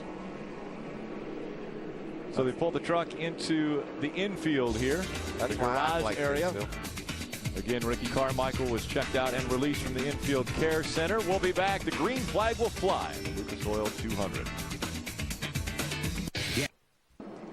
Welcome back to Dover International Speedway. The safety crews doing some last-minute cleanup here after Ricky Carmichael got into the wall. He's out of the infield care center, and he's with Hermie. Yeah, first of all, glad to see Ricky Carmichael walking around. Glad you're okay. Tell us what happened and what led up to that. Yeah, just well, thanks for the concern and testament to NASCAR safety procedures. But you know, the Monster Energy Chevrolet was okay. We were picking them off one at a time. I think we were like 14th, starting from 20th, and I was coming in there behind the 81, and he bobbled or something, so I barely touched the brake. And when I did, the back end kind of came around, then it snapped and went the opposite way. And I haven't had a leak like that in a while. It reminds me of my motocross days that I'd like to forget, actually. But just disappointment. We had a good, you know, we're just picking them off one at a time like we normally do. We'll go on to 1.5 miles at Charlotte next week, but just glad I'm all right. Thank you. So Ricky Carmichael in surprisingly good spirits, and we was talking before we came on the air. What a great job by NASCAR and all these racetracks. That was a nasty hit. They brought the truck by here, and it's been a long time since I've seen one torn up that bad. So we're glad Ricky Carmichael is here to tell us about it. Thanks, Hermie. And the field going back to 2x2. Out in front of the field, it's Kyle Busch, Kevin Harvick running second. James Buescher gets the Aaron's lucky dog, so he'll be back on the lead lap, scored in the 21st position. 23 trucks on the lead lap, and Hornaday in that 23rd position. He and Ty Bodine and a bunch of the trucks back in the field pitted there. They're going to have a lot of extra fuel. If this thing gets a little crazy at the end, you might see some strategy there. Yeah, Ron Hornaday has 30 laps more fuel right now than the trucks running up in the top 10. Guess who's side by side for the lead? Coming out of turn number 4. Kevin Harvick on the inside. Kyle Busch on the outside. Green flag back in the air. Look at him chase Kyle Busch up the racetrack. Harvick using all the racetrack getting into turn 1. Is he going to be able to clear him? That's the important thing. Not able to do it down on this end of the racetrack. They stay side by side down the backstretch. Harvick on the inside, Busch on the outside. Got a great run, and Kyle Busch clears that 2 of Kevin Harvick. Boy, that truck of Kyle Busch is stuck, isn't it? Wow. He didn't want to mess around with Harvick long, did he? Parker Kligerman running in the 3rd spot. Battle for 4th now. Cole Witt takes it away from Travis Kvapil. Kvapil in 5th. Johnny Sauter in 6th. You see the battle for 7th there. Oh, contact. Joey Coulter gets a little bit sideways after contact from Matt Crafton, and Matt's going to bring some of his friend. Here comes the pole sitter back into action. Justin Marks getting by Joey Coulter as well. Guys racing inside the top 10. Harvick's back on Busch. Busch down at the bottom of the racetrack once again. Just about a half a groove up the racetrack. Look at Kevin hung out coming off the quarter. You don't think he's driving hard? He's after that thing. You can see his hands down the center of the corner just working that wheel. Staying right on the back bumper of the 18. This is what everybody's been wanting to see, and we've got it right here on speed. A couple guys that can't get along, racing for the lead. Ooh-wee. This is fun. The altercation a week ago took place on pit road. We talked to NASCAR about it, and they said, you know what? We don't want to have to make a decision. We don't want them to do something that will make us make a decision as to how they race on the track. So they said, something wrong with Todd Bodine, Rick. Yep, looks like he's slowing on the racetrack. The 30 up high. One more. Is it a flat tire? Clear down low. All clear. He just push your boxes and stuff, bud. Oh, it's motor issues. Or engines. No, it's a drop cylinder. It still runs, but it's a drop cylinder. The Todd Bodine struggles continue in 2011. 57 coming outside. Outside. It's smoking now. They want you to stay down. Yeah, 1 top 10 finish so far this season. That 3rd place finish at Darlington. Now teammates battling for position. Crafton's able to get by that 13 of Johnny Sauter. Crafton, the highest running truck that came onto pit road under this most recent caution. He's running in the 6th spot now. Yeah, well, he has 27 more laps of fuel than do the trucks running in front of him. Johnny Sauter trying to hold on to the spot, but Austin Dillon takes it away from him. So Dillon now in front of Johnny Sauter. Dillon drops Sauter back to the 8th spot now. Dillon up to 7th. Justin Lofton in that 77 running 11th. David Starr is 12th. Justin Lofton's really strong today. It's fun seeing all these guys run toward the front. That's Marks, our pole sitter, just ahead of him. There's Justin. I think Ray's got a story on Justin's team down there. Ray? Yeah, Michael, I just wanted to update on the first round of pit stops at lap 47. They didn't make any adjustments on that lap, Lofton Toyota. But whenever 74, after Ricky Carmichael had his crash, they came down pit row and put fuel in that thing and right side tires on the 77. So keep in mind that the 77 and a number of other trucks that did come down pit road are on a different cycle than Kyle Busch, Kevin Harvick, and the guys up front who have only pitted 1 time today. Hermie? Right. Ron Hornaday has been unhappy with his truck since the drop of the green flag. He's been very, very loose, cannot turn that truck like he wants to through these long sweeping corners at Dover. Well, they came down pit road on this last caution, and they actually put more preload on the sway bar. They've actually made that truck think it's got a bigger sway bar in it than it actually does, and maybe Michael can add on that. It's something you can do, but not something you normally see during the course of a race. But they're taking every action they can, that being Jeff Hensley, Ron Hornaday's crew chief, doing everything they can to get Hornaday tightened up. Well, we saw underneath the hood of Ricky Carmichael's truck, unfortunately for Ricky, the size of that front sway bar that he had in the truck. I pointed it out. And the reason why they might change the preload on that sway bar is because they do a whole lot of the setup. A lot of how this truck handles in the corners is hinged around that sway bar.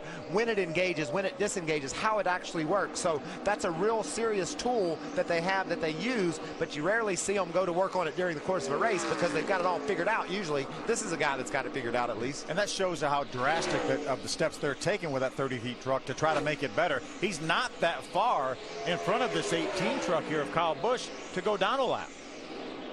That would be surprising if Hornaday was going to lose a lap here at Dover. Ray? And guys, that's the story I started to tell you just before Ricky Carmichael crashed. Keep in mind, yesterday afternoon, the 3 of Austin Dillon, the 2 of Kevin Harvick, and the 33 of Ron Hornaday all found that they had bent lower front control arms. What that means is there's so much force on that right front tire that it actually bent the part that holds the spring up. So those guys, all 3 of those trucks, went back to the setup plate and put different A-frames on yesterday. And that may mean that their entire practice from yesterday was actually all for naught. Kyle Busch has a 2-second lead over Kevin Harvick. Those two coming in, it looked to be each other's nemesis. Who would come out on top? So far, it has been Kyle Busch able to pass Kevin Harvick for the lead, and now he has a 2.4-second lead over the 2 truck. Speed's coverage of the NASCAR Camping World Truck Series on Speed is brought to you by Touch of Gray. Gets rid of some gray, never all. In high definition by Funai. Funai, fun and innovative. Experience more at FunaiAmerica.com. And by AT&T. 11 previous races, 11 different winners. And how about some of the names on this list? Oh, whoops, Ted Musgrave, that celebration. Winner on the ground. What, 11 different winners? Can you imagine that? And Kyle Busch there. Back in 2005, Mark Martin going to victory lane. And then, starting in 2008, it's first-time winners. 3 years in a row. Eric Almirola, the beneficiary of the problems for Kyle Busch a year ago. 6 times first-time winners have gone to victory lane at Martinsville, and then Dover and Homestead both have 5 first-time winners making it to victory lane. And you know, we talked about it. There's some cars or trucks out, out on the racetrack right now that have 30 laps more fuel in them than does Kyle Busch. See Ron Hornaday right there in a battle with Ryan Sieg. And they are now a lap down. Yeah, Ron Hornaday is a lap down. They're battling for the lucky dog right now, so it's important for Hornaday to stay ahead of Sieg. But, man, the way Kyle Busch is putting them away, they won't be in that position long. Now, Kyle Busch, Kevin Harvick, Parker Kligerman, Cole Witt, those 4 drivers, as we're completing lap 108, they will have to come to pit road probably in the next 20 laps. It's getting down to the point where thinking this about, they got to make a plan what they're going to do on pit road, and that's going to throw a real wrench into this race. There's going to be guys on the track for, like you say, Phil, some 20, 30 laps. After that, caution flies, changes the whole complexion of this baby. The whole ball game now. They can do the wave around. We're going to be far enough into this race, I think, that they can make it the rest of the way when they stop. So they would be able to stay out for the wave around and maybe stay back on the lead lap, but they would lose all the track. Cole Witt. Sideways for the 60 of Cole Witt. He's able to catch it. I wished I was his spotter now, for sure. I want to calm that kid down. But I like his aggression. I like the way he's going about it. But, Phil, you talk about the caution flag flying and the race getting turned upside down. It is Friday the 13th, Yes, it is. Anything could happen. The last time we raced on Friday the 13th, do you know who won? I believe it was in Phoenix. Is that correct? That's right. Kevin Harvick? Kevin Harvick won. But Friday the 13th is a crazy day. We've raced on Friday the 13th 5 previous times, and in those races we had 10 DNFs or more. So really? You never know when stuff's going to start going crazy around here. We've already seen problems for a few different drivers early on in this race. Remember, Kyle Busch last year was leading on a late restart, had a fuel pickup problem, thought he was going to win that race. We turned that race completely upside down. Eric Almirola ends up in victory lane. Kyle Busch continues to pick him up and put him down. He has put all but the 18th place truck a lap down. Crazy things happening. Hornaday a lap down. Yeah, and there comes his truck owner, Kevin Harvick, down the bottom. Kevin is now 6.4 seconds behind Kyle Busch on the racetrack. Running in the 2nd spot. That's a butt whooping right there. That is amazing what Kyle Busch is able to do, even to Kevin Harvick on this racetrack. But you rarely see that 33 truck of Ron Hornaday struggle like it has here. What they run about since the last restart? About 30 or 40 laps, and then he gets lapped in that amount of time. You think that Kevin Harvick is out there? He's a driver, and we saw him trying his best to get to Kyle Busch. You think Harvick, the owner, maybe is thinking, what's he doing? What are they doing better than us? Because we know you put those 2 in equal equipment, trucks that are set up exactly the same, they're going to run bumper to bumper. Right. Kyle Busch is driven away from him by those 6 seconds. That's got to make Kevin Harvick, the owner, wonder what they're missing. And I think that's one of the reasons he's here. He felt like they may be a little bit behind with their equipment, and that's why he decided to run this race. And according to Kevin, this was 2 or 3 weeks in the making. He decided to come here and run this race to see where they are. You got to remember one of the variables, too, that is a common between the two teams, Rick Rinn. Rick Rinn was with Kevin Harvick Incorporated, now with Kyle Busch Motorsports, and a lot of success here with KBM. That's another one of those thorns under this man's saddle, too. He's not happy about that whole transaction. Watch him drive this thing, though. Look at his hands. Look at the effort that he puts into it down in the corner. He's not just down along for a ride. He's all over that steering wheel, back and forth on it, sideways a little bit, having to just drive that baby. Just watch and see if this truck going down in turn number 1 bottoms out. I thought I saw some sparks from underneath that thing from bottoming out here going in that corner. Didn't see it that time, but I'm pretty sure I saw it the time before. And when a truck's bottoming out, you really don't know which direction it's going to go. And it looks like that splitter is slamming to the racetrack when he gets into the turn. You can see there's a lot of delta between when he's flat, when he's on the straightaway, and when he goes into the corner. A big change. See if we can see anything there in slow motion.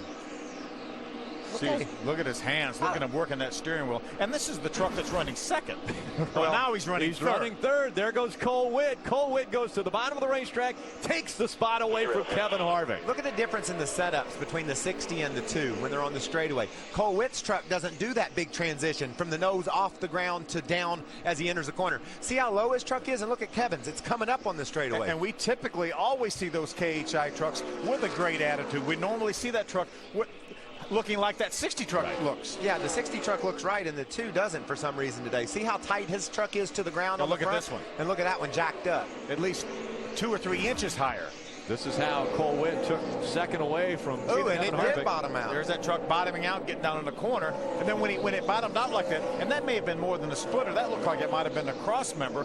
Well, then your springs aren't working anymore because the thing's hitting solid on the racetrack. And that's why that truck went straight. Yeah, it'll go straight, Phil, when it hits. And then when you got so much wheel in it, you push the gas down, then it wants to spin out. So when you bottom out, you have to deal with both those things. And you don't know what direction to tell your crew chief because you're like, well, it pushes on entry and it's loose off. What are we going to do?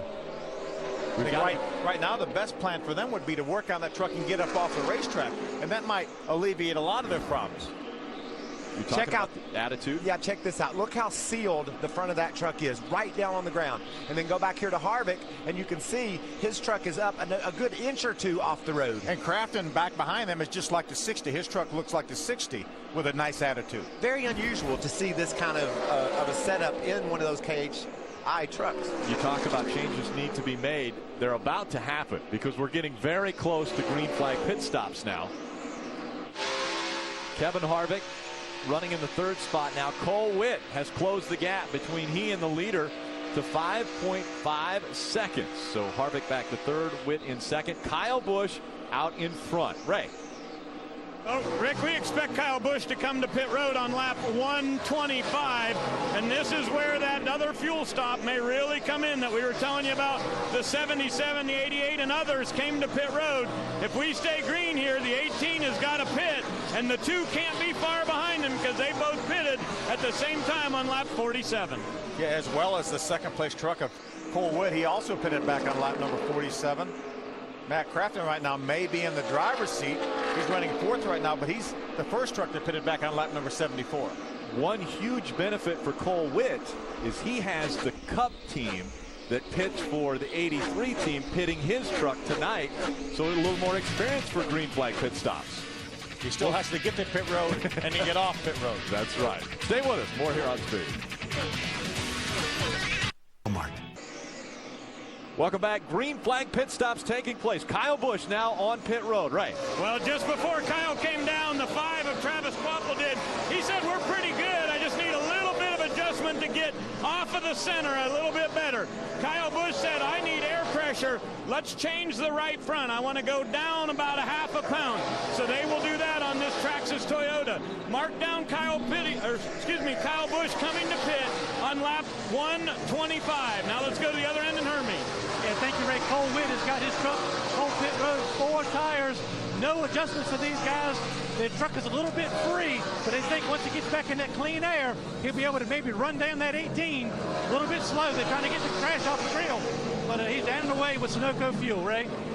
Kevin Harvick on his way down pit road. He's going to get a right front air pressure adjustment and 4 tires, maybe wedge also. And he has been talking on the radio about how much that splitter has been slamming. Now watch, the 29 is on the inside of the 2, and the 2 had to go fast to get by him. Here goes the Bad Boys buggies. They're going to go right sides here. This will be a 4-tire stop.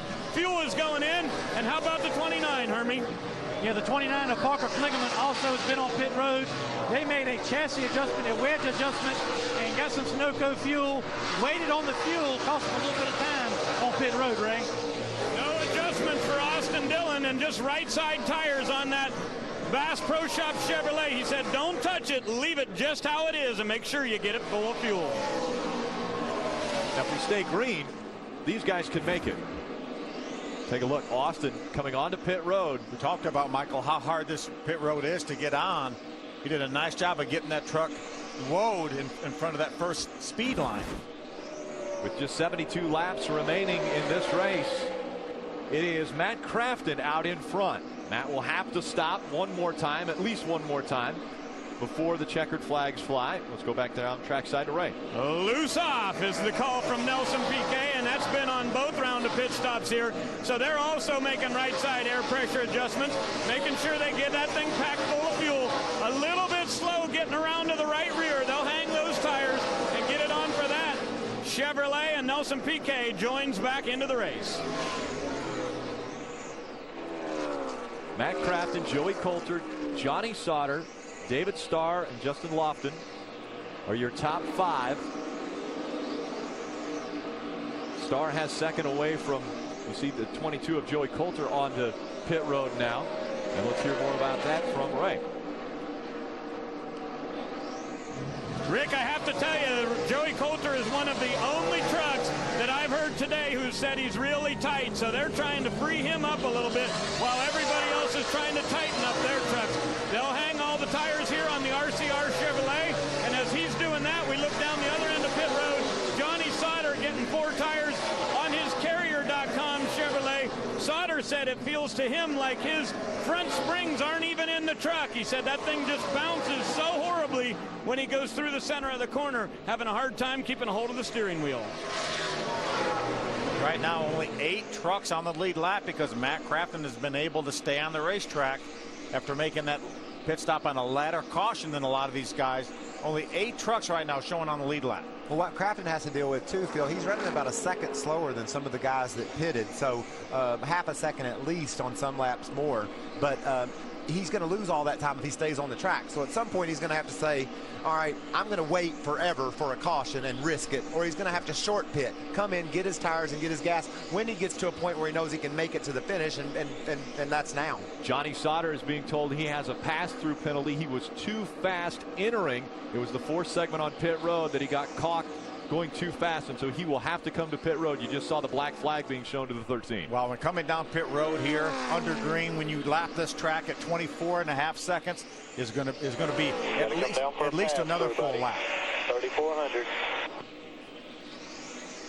So the black flag being shown to the 13. He will slow, come on to pit road for a pass-through penalty under green flag conditions. Very difficult for Johnny Sauter. Look how slow he's got to get that truck to be at pit road speed. And remember, the lap before that, he was running up towards 170 miles an hour down the corner and got to bring that baby to about a halt. And this is excruciating for Johnny Sauter, especially knowing that it's a penalty. Coming down pit road is one thing for a pit stop, but when you're doing it a pass-through for a penalty, it's just demoralizing. So Johnny Sauter makes that slow trek down pit road while Matt Crafton continues to set the pace. Something's wrong with Cole Witt. Cole Witt in the 60. Remember, he just came in. Let him clean himself off. Yeah, he got up Boy, in to stay with it there. He tried to wreck again. They're about to. Cole Witt was running second to Kyle Busch. we will vouch for him. Yeah. Hell of a thing. But I can't get alongside anybody. So remember, the 18 of Kyle Busch came out just in front of Cole Witt. There's the gap now between those two. You saw Cole Witt is behind Kyle Busch, but it's about a half a lap now where it was 5.5 seconds. Well, Rick Phil talked about how difficult it is getting it on and off of pit road. Kyle Busch did it in a hurry. I'm sure the teams probably were within a second of each other, but the time you lose getting to pit road and off pit road, evidently Cole had a little bit more trouble than Kyle did. And that's where you can't beat that experience. Kyle, how many times has Kyle Busch come to pit road on this racetrack? Here comes Matt Crafton, our leader. He's going to finally give it up and come down pit road. 62 laps to go. We know he can make it from here. David Starr out in front of the field now. Let's go trackside to Hermie. Yeah, we're watching Matt Crafton bring this Menard Chevy to pit road. He stayed out, as Phil said, at lap 138. They're definitely going to get 4 tires, fill it up with Sunoco fuel. Matt hadn't said a whole lot on the radio the last 2 to 15 laps, but prior to that, he has had a loose race car, and I'm told no chassis adjustment, a half a pound of air in the left rear, 4 tires of fuel for Matt Crafton. David Starr, track record holder here at the Monster Mile, but he's never been to victory lane here at this concrete mile. Did you notice the truck right in front of the 81? That's the 18 of Kyle Busch, and what that means is Kyle Busch is on the lead lap right now because he's right in front of our leader. Tail end of the lead lap. Johnny Sauter had troubles, had to come to pit road.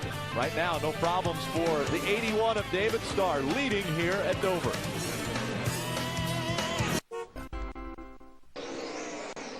Friday the 13th, if you're superstitious, that could mean bad things. Well, Travis Kvapil, things are happening once again for that team. Yeah, his splitter is broken. We talked about Travis getting on track, had a really strong truck, but he's lost all of his front downforce here. He's just not being able to turn the truck with that thing broken. And then the other problem, Phil, is hanging on that left front tire. I'm worried about that thing breaking off and blowing out that left front tire. I think NASCAR officials obviously are watching our pictures here and monitoring that closely. I think that thing is going to have to come off at some point. It's going to get caught on that left front tire and it's going to snatch it off there. Well, you have to wonder too if it won't wear through that left front tire if it's rubbing up against it. Shouldn't take long either. Running along in the 20th spot is Kvapil. Johnny Sauter again having to come to pit road, trying to go by Travis Kvapil. Out in front right there, David Starr in the 81. Shane Sieg running second. Timothy Peters, Johanna Long, Brendan Gaughan, Ryan Sieg, all in the top 6. Don't you just love Friday the 13th? We got this baby all mixed up right now. And they can run probably, I would guess, another 10 laps or so. They've only run 72 laps since their last pit stop. The top 6 we're talking about, I would think they could run at least another 10, 12 laps because we had some a couple laps after they made their pit stop running slow. We'll gain them a little bit of fuel. So again, the splitter still a problem for Travis Kvapil, and up into the wall almost. It looks like something happened with that 5. I'd say that's splitter down. Yeah. Cut a tire down. Tire down. 7A, you guys. I'd say that splitter finally cut that left front tire down. Very, very fortunate that he didn't get in the outside wall. Very fortunate. And it won't bring the caution out, so we continue under green flag conditions with just 52 laps to go. David Starr still out front. It's going to ruin Travis Kvapil's day. Yeah, because they got to do a little bit of repair work there. That'll just happen again. Did it come off? I think it's still there. I think it just, as you mentioned, just wore through that left front tire. See, right underneath that left front tire. And then all of a sudden, it won't turn. It won't turn. Up the racetrack he goes, and your race leader goes by. A slow deflation of that left front tire, which is so much better than a rapid deflation. That usually results in contact. Trying to get the jack underneath that truck so they can get the left side tires off. They pull the splitter off, throw it back over the wall. That thing came off awful easy for it riding around there at 170 miles an hour dragging. Couldn't fall off out on the track. Some of those guys were hoping for a caution, obviously needing it before the pits. Hermie, that's happening though. They're down on pit road. Yeah, David Starr is here, lap 150. He's going right side tires only, Michael, and 1 can of Sunoco fuel to try to gain some track position. That's a good call. That 1 can of fuel is enough to get him to the end. 1 can of fuel might be close. I'm adding it up in my head. It's really close. Fuel can's still 11 gallons. Probably 12 gallons. So you're able to put in more than half of a tank of fuel. Trouble. Pulse hitter's slow for some reason. Is that our pulse hitter? Or is that Craig Ghost in the 46 maybe? Look who's leading. That's our leader right out there. in front of this field. That's the 20 of Johanna Long. She's going to come to pit road, it looks like. She better hurry up and slow down if she is. Yeah, that's Matt Crafton just unlapping himself, as well as the 22 of Joey Coulter. Ray. How loose do you think Timothy Peters is? Well, watch on the rear end. They'll go to the track bar and 3 rounds down here as they're going to put 4 tires on this number 17. That's a big adjustment. One big swing here at lap 152. 4 tires on for Peters. They were not very good in practice yesterday, and he said so far this truck has responded just about the way they expected. 6 different trucks have led the field. One of those being Johanna Long, and she comes to pit road now, but those are the first laps she's ever led in the Camping World Truck Series. Hermie. Let's give Johanna Long a shout out. Leading laps here at Dover. Same strategy as David Starr. 2 right side tires in 1 can of Sunoco fuel for Johanna Long. And with these rounds of pit stops back in front, it's the 18 of Kyle Busch. Now running second, Ron Hornaday, who had the ill-handling truck early in this race, is 7.9 seconds back. He last pitted on lap 77, so he will have to make his way onto pit road shortly. Kyle Busch back out front. Kurt.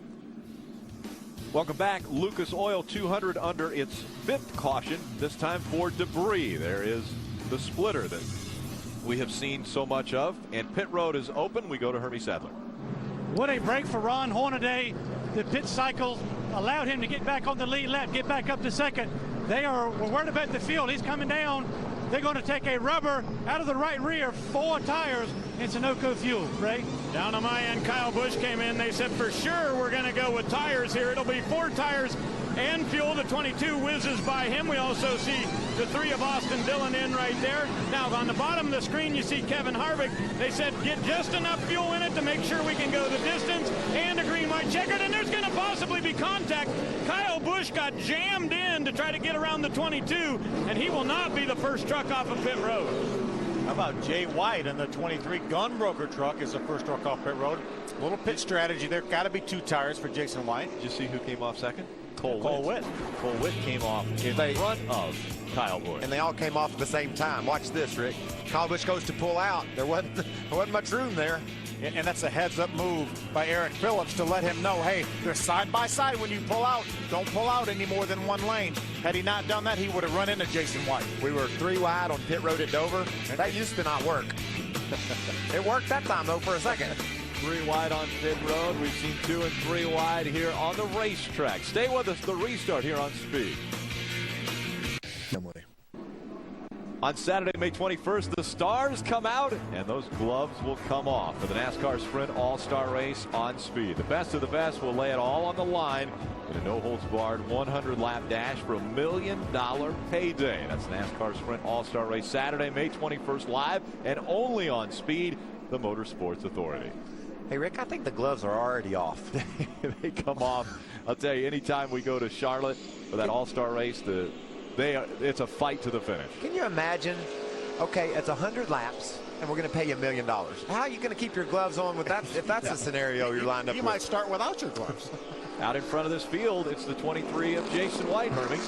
Yeah, and these guys have taken advantage of really having a lot of issues with this truck. He has been so loose since this race started, and they have come down pit road every possible chance to try to tighten this truck up. They came back in. They were 3 laps from having to come in under green to get more fuel, so they got a break there, came in, 2 tires and a track bar adjustment for Jason White to get him up front, Ray. Well, Hermie, when we look back at Kyle Busch's record here at this track, remember last year they had a fuel pump problem. A year before that, it was a tire went down with about 5 to go. The transmission went bad before that, and Kyle just came on the radio and said, I sure hope we didn't find another way to lose a race here at Dover. We've had a couple trucks penalized here. Kevin Harvick was busted for speeding coming in to the pits. He's going to have to restart from the tail end of the longest line, as well as the 5 of Travis Kvapil. There's Travis. We know Travis has already had problems. Kevin Harvick, a contender for the win here, but now he's going to lose all his track position. Green flag back in the air. Jason White, Cole Whitt, 1 and 2. You think these 2 will make it back ahead of Kyle Busch? Cole Whitt looks like he's going to. Cole Whitt with a great restart. Jason White way up the racetrack. Whitt will try to hold off that 18 going down the backstretch. I'm going to say he won't be able to do that, but maybe so. 2 tires, remember, on that 60 Red Bull Chevrolet of Cole Whitt. I think he's going to beat him to the line, Michael. Cole Whitt, race leader here at Dover. So he adds his number to the list of drivers that have been out front. Parker Kligerman with a great run, running third right now. There's Ron Hornaday. Is probably as bad a truck as Ron Hornaday's ever had at a racetrack, and here he is running up in the fourth position. Cole Witt, Kyle Busch, Ron Hornaday, Parker Kligerman, Austin Dillon in your top 5. Harvick had to restart at the back of the field. And we had 13 waiver rounds there when we got ready to restart this race. A lot of trucks trying to stay on the lead lap here. Now we end up with 17 trucks on the lead lap. Timothy Peters in the 17, running in that 17th position. Austin Dillon to the inside of the 33. As his teammate Joey Coulter right behind him. They're trying to take over the 4th and 5th positions. And this is one of those days where Ron Hornaday wished the race would just end right now. I mean, he knows that he's in a position to steal something that he couldn't have gotten because his truck wasn't as good as he needed it to be. But darn, every lap that goes by and trucks are passing you, it's frustrating for a champion guy like Ron Hornaday to have a truck like that today. Joey Coulter on the inside of the 88 of Matt Crafton. Those two side by side. He's hanging tough with Austin Dillon, who's a quasi teammate. Both the chassis come out of RCR and the bodies are done, I believe, at KHI. All the engines done at Earnhardt Childress Engines. Whoa, I think I'll slip up in front of you there, Ron. Decided he'd take that. Oh, look at Hornaday continuing to chase that truck up the racetrack. Got to run. One back. Loses 2 more positions. Now he has Johnny Sauter in his sights. Johnny is the first truck 1 lap down, so he desperately needs a caution flag right now to get back in contention. Remember the penalty he had. He was busted for his green flag pit stop speeding on pit road. That puts him a lap down. He's 1 lap down. He is running in the 18th spot. Just in front of him, Timothy Peters running 17th. But it's Cole Witt able to hold off the 18 of Kyle Busch. As a matter of fact, almost a second lead now for Cole Witt. Kyle Busch runs 2nd. Kligerman is 3rd. Austin Dillon 4th. And Matt Crafton in 5th. Can we have another first-time winner happen here at Dover? Will it be Cole Witt looking for his first win? He is due. He has run well all of 2011, and it might happen today. Look. Like racing, like money? Who doesn't like money? Like speed on Facebook for your chance to win $10,000. Watch the NASCAR Sprint All-Star Race on Speed May 21st to get a special code that'll give you more chances to win. With 10 grand on the line, what's not to like? Well, who doesn't like speed? Who doesn't like contact? Speed? Little contact there. We're riding along with Kevin Harvick in that Bad Boys buggy. Justin Lofton got in the back of the 66 of Justin Marks. Turned him sideways. Kevin Harvick seeing more than he's maybe seen in a long time here today. I mean, just all up in the middle of the traffic, went to the back, and that's the kind of action you got to fight through when you go to the back. Clear. That's a good word. To the last lap. Cole Witt, Kyle Busch, very, very similar lap times. Here's the contact right here. Justin Lofton was trying to get in a hole that wasn't quite there. You got to appreciate his enthusiasm, but unless you're Justin Marks, then you don't appreciate it at all. There wasn't a hole there. Again, Kevin Harvick having to restart at the back. Problems on pit road. Cole Witt out in front of Kyle Busch by 0.6 of a second, but Austin Dillon just ran his fastest lap of the race on lap 168. So Austin Dillon running 4th right now, but closing in on these top 3. He actually improved it. Now a lap 170 for Austin Dillon. Wow. His truck is peaking at the right time. Cole Witt, he ran his fastest lap on lap 165, so not that far back. Yeah, in the last couple of laps, that man there has cut into that lead of Cole Witt, took another 1/10 of a second away there on the previous lap, and closing in on our leader. Regardless, with 28 laps to go, and we've talked about Cole Witt all year long. How impressive is that 19-year-old been? Very impressive, as we see the 31 of James Buescher go by that 33 of Ron Hornaday. Sarah Fanai on board for James Buescher. That moves him up into the 8th position, moves Ron back to 9th. Strong run for David Starr today. He's back in 10th. Justin Marks is 11th, and here comes Kevin Harvick. He's up to 12th. 27 laps to go. We see Harvick trying to go by that 66.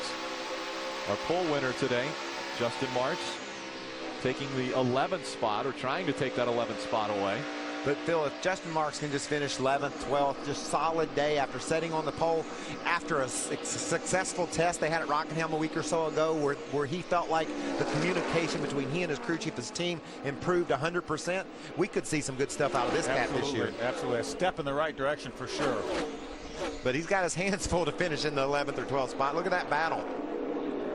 Two really good trucks behind him. Nelson Piquet Jr., that 8 truck. He's going to try to get by. May make it 3 wide for a moment. Nelson Piquet Jr. in the middle, 3 wide. Justin Marks on his outside. Nelson Piquet Jr. with another good run. Back-to-back good runs for that 8. That was aggressive. Sure was. He drove it down in that corner. But it's time to go. 24 to go. He clears this battle. He can go up and get him part of that top 10 maybe. The gap continues to close between Cole Witt and Kyle Busch. Now 0.4 of a second separating the top 2. And there's the distance. That's what it looks like right there. Last time by, Kyle Busch just a couple of hundredths faster than Cole. This time, Cole a little bit faster again. They flip-flop back and forth. Which guy can run a faster lap? So what a great battle we've got here. And let's don't forget that 3rd place truck right now, Parker Kligerman, a 9th place effort at Texas last year, his career best. He's looking for a great. Oh, we got a crash on the first. Justin Lofton in the 77 into the wall hard. Hold the brake there. That was that battle we talked about, man. That brings out caution number 6 and will bunch the field up once again.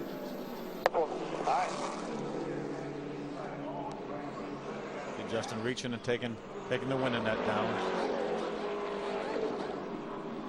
So you get inside of 25 laps to go. You have a good run going. Justin running up in the top 12 or 13 positions, looking maybe to work his way up into the top 10, and this is how your day is going to end.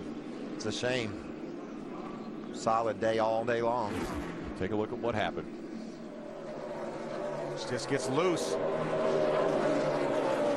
Just gets behind in the steering, and we talk about this racetrack with those 9-degree straightaways. Last year here at Dover, Phil, he got his career best finish too. He was 3rd. Today, looks like he almost had it saved there in about the 3rd time around, and then hard into the inside wall, front and back. It's going to be a break for Kevin Harvick. It's going to give him some track position back after restarting that race from the back of the pack. Wonder if Harvick will come in maybe and get some tires or mix things up any. And Justin Lofton not happy, obviously, as he got into the ambulance. That was a serious battle those guys were having. Even got 3 wide at one point.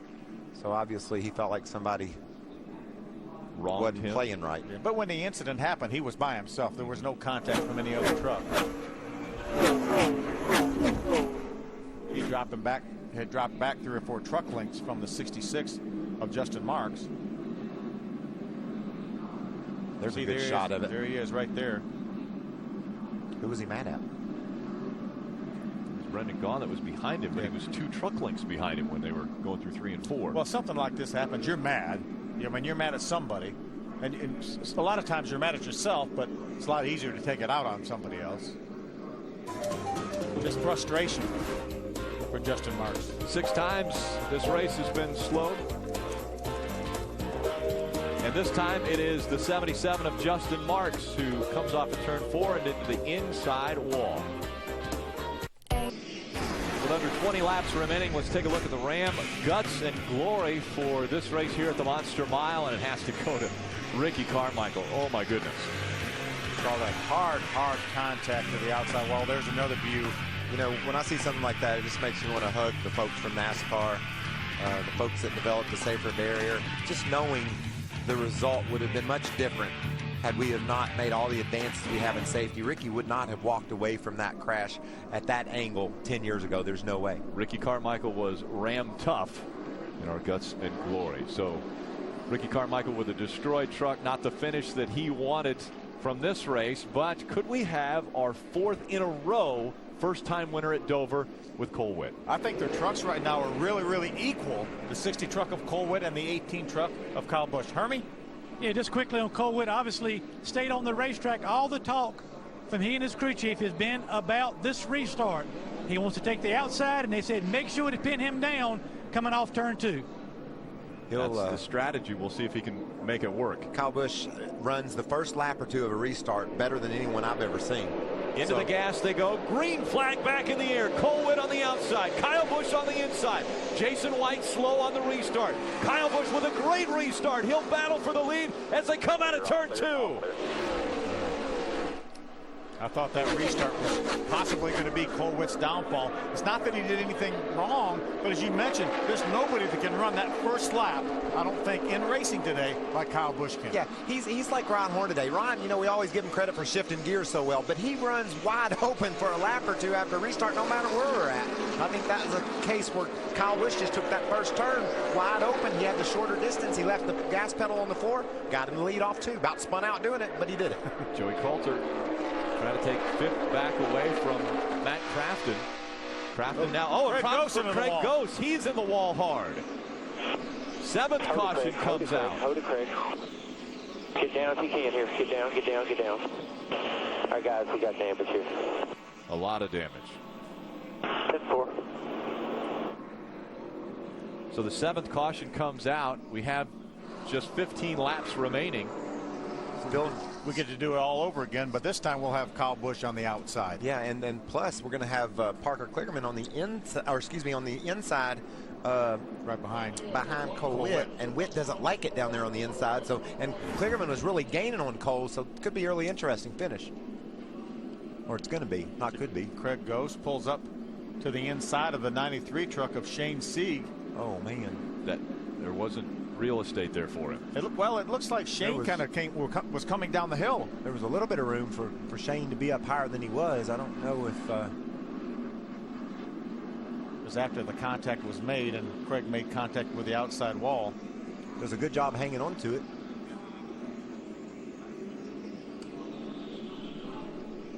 Is it feeling a lot like Friday the 13th to y'all? Trucks crashing? To get there.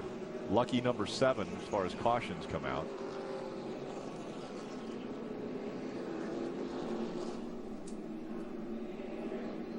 So our 7th caution, under 15 laps of racing remain. Kyle Busch out front. Cole Whitt running 2nd. Kyle Busch with a great restart was able to take the lead away from Cole Whitt. While Cole Whitt was running up front, Kyle Busch wasn't really able to close the gap on him, but on that restart he was able to take the lead away. It's that clean air we've been talking about. The 60 of Cole Whitt had that clean air prior to the previous caution coming out. 17 trucks on the lead lap. Jason White running 17th. We saw him slow because of problems. Kyle Busch, could he be the first repeat winner at Dover? Stay with us. Camping.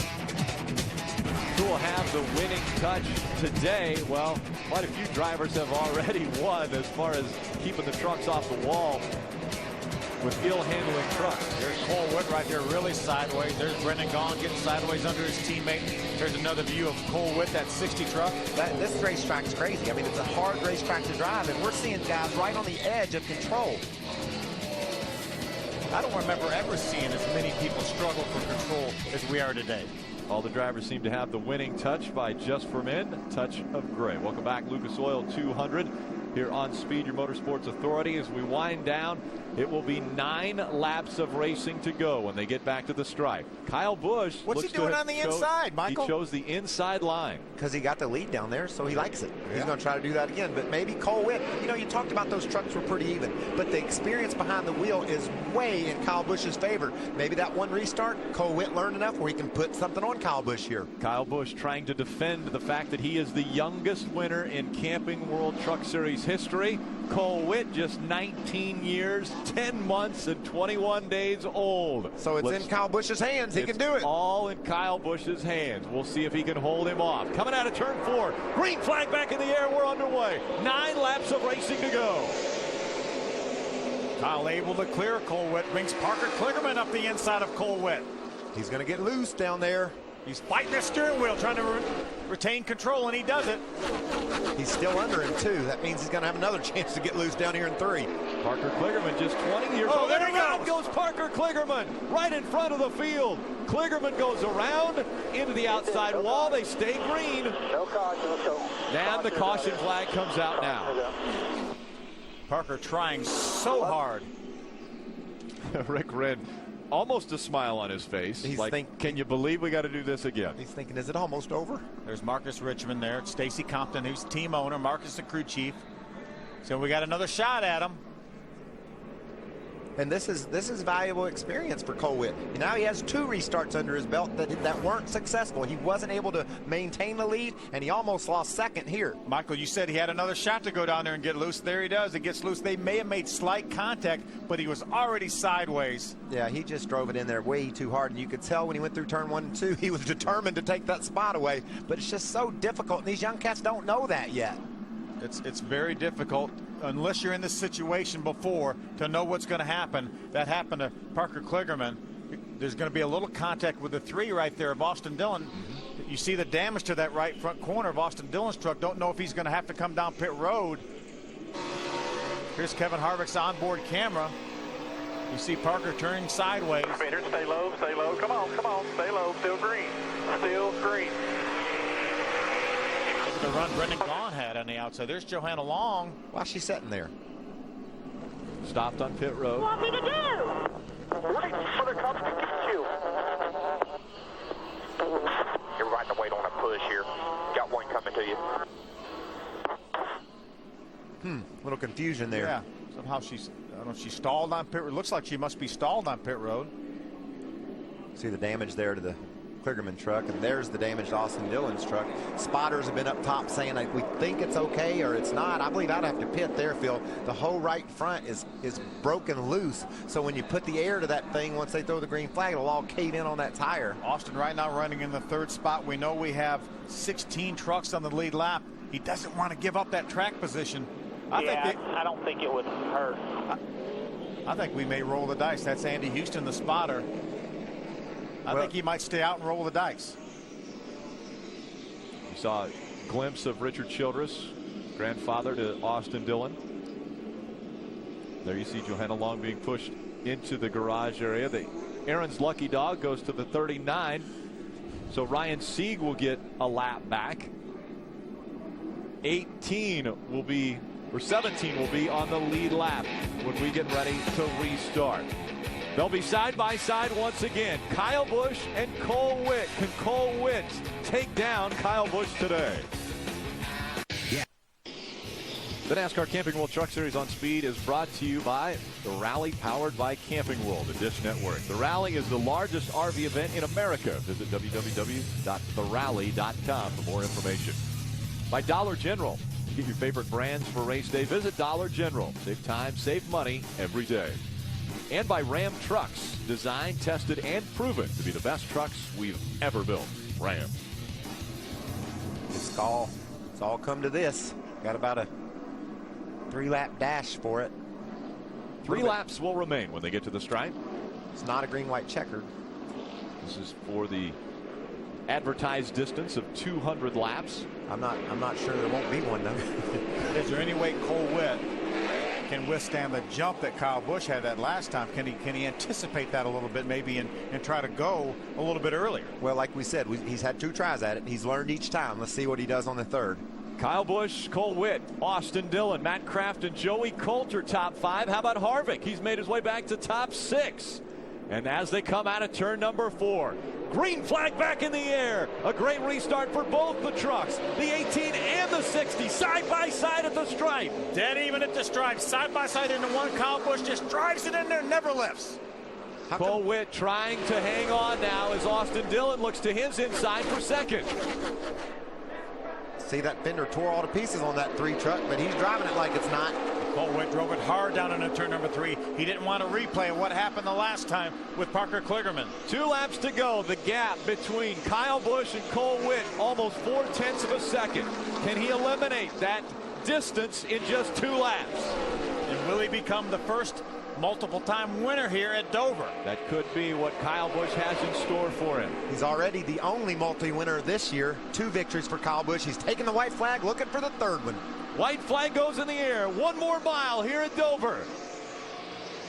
Looking for the weekend sweep as well. He's got to start it off right here in the Truck Series. And big crash. Nelson Piquet Jr. and Timothy Peters. That will bring out.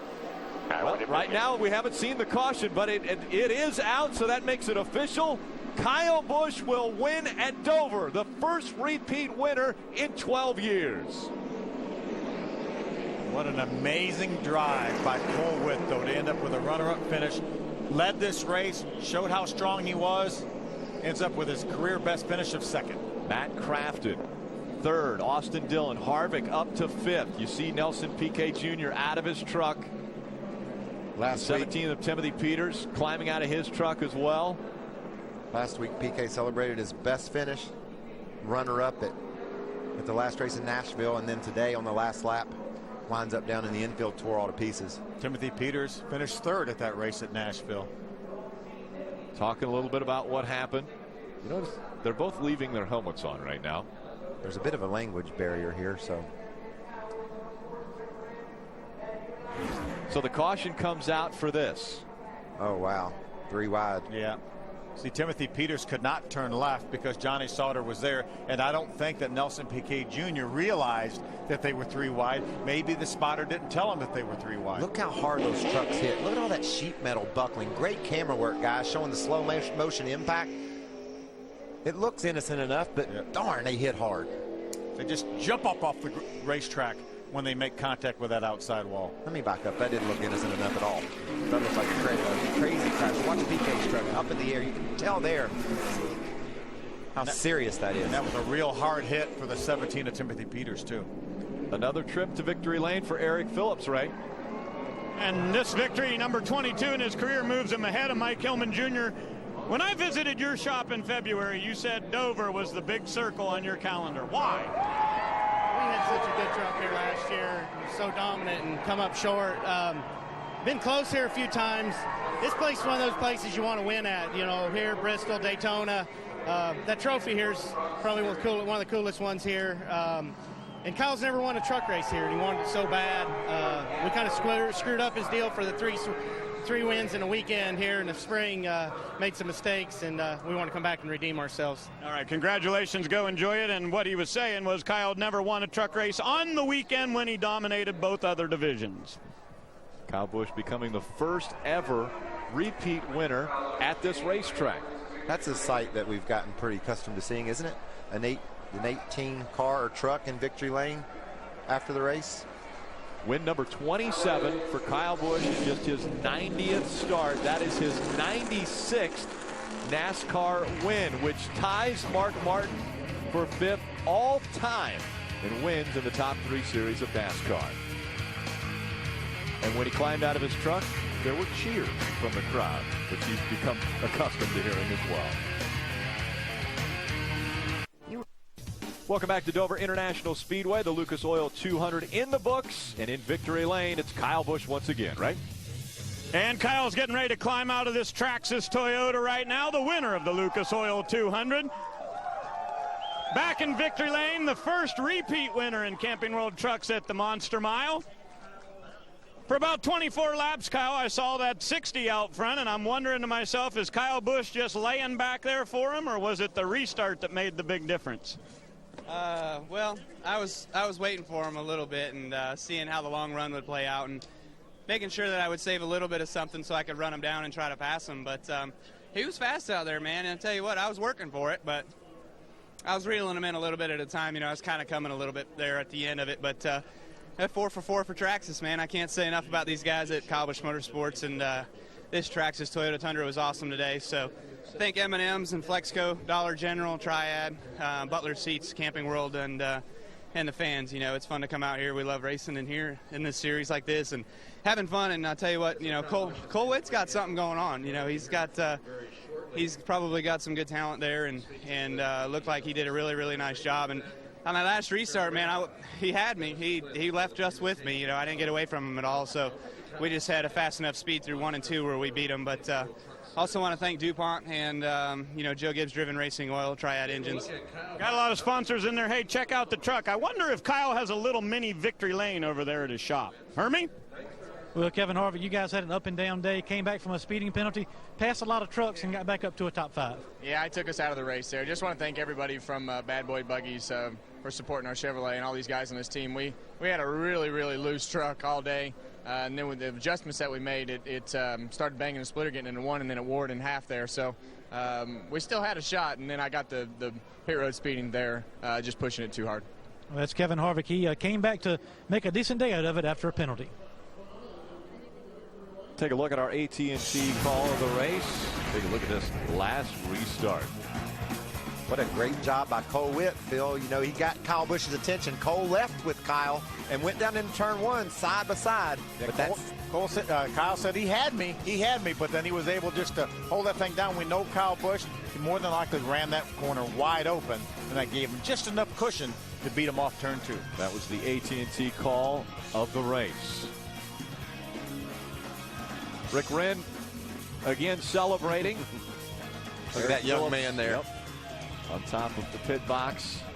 Kyle Busch once again getting the NOS energy drink shower in victory lane. And really impressive performance by second place Cole Witt. He's with Hermie. Matt Crafton come on with a third place finish today. Is like these races always talk about the race in general and those last couple of restarts with one of the best in the business in Kyle Busch. Oh, you know, I mean, I guess running second to Kyle is almost like winning nowadays. But, no, I mean, we wanted to win, but we got a good points day, you know, and this turn one team is really turning around. Even Justin Marks running a top 10, so turn one coming home, you know, 2 top 10s is awesome. And, you know, I can't say enough about these guys, how much we've turned around. And we just keep running better and better, man. And I'm looking forward to Charlotte, going out and having another good run. And this Red Bull Fuel Doctor Chevrolet number 60, man, it's been spot on. And we've been having fun, so that's the best part about it. You're definitely, the way you guys are running, will have that opportunity with him again on those restarts because he's tough to beat on those. Anything that you guys learned or you as a driver learned that you would do different or better next time? You know, I think I had a pretty good second one, but, you know, it just seemed like he could hold the inside better than we could. You know, I was happy he was taking the inside because we had to be on the outside. I mean, I'm surprised we made it to the finish. I had one time where I thought I lost it, but or actually a few times. But anyways, I mean, our truck was just real loose on the bottom, so, you know, it was worked out good. He took the bottom, and we just tried to roll the outside, and I got better and better at the restarts, you know, picking up with what he was doing. And he just could get through the first gear so much better. You know, our second gear, he could get through there really good, and our 3 to 4 was fine, you know, but he could just get up to speed quicker from the initials. So that was the hardest part to keep up with him, but we're learning. That's Cole Witt. What a great day for these guys. He comes home P2.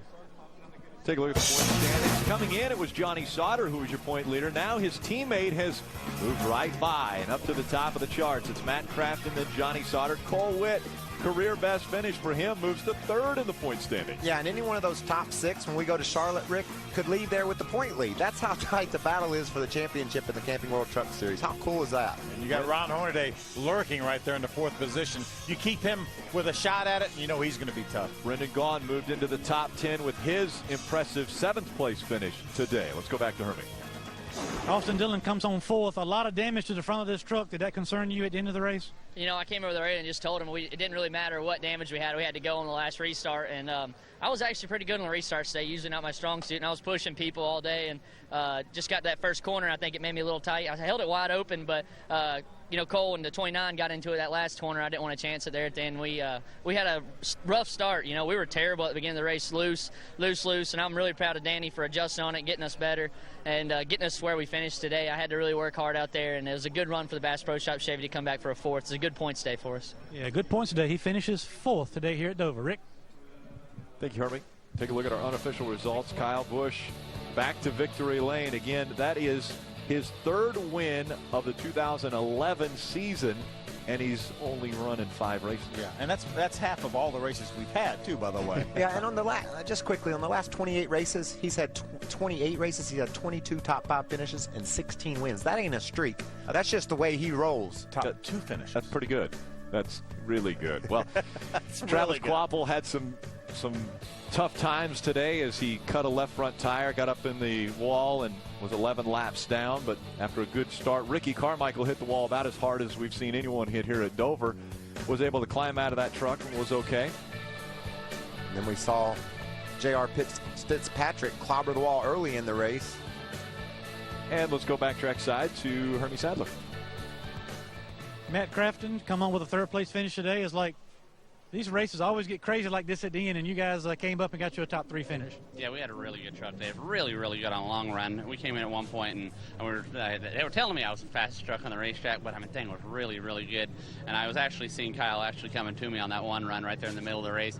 But we were still a little bit free, and it would beat the right rear tire up on the long run. So we just made a little bit over adjustment and got it a little bit too tight right there at the end. And that was my fault because I was screaming a little bit loose. But I guess you got to be loose to be fast. But I can't thank these guys enough. I mean, we changed more stuff in that 2.5 hours of practice. It was unbelievable.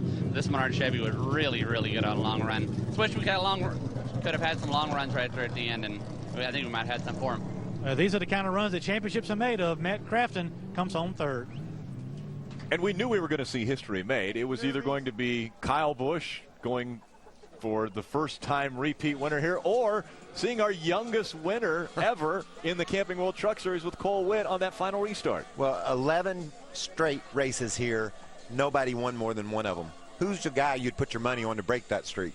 That young man standing right there in Victory Lane with Miles the Monster beside him. Remember last year, Bristol, nobody had ever won the race from far, out of starting in the top 10. Kyle starts last and wins the race.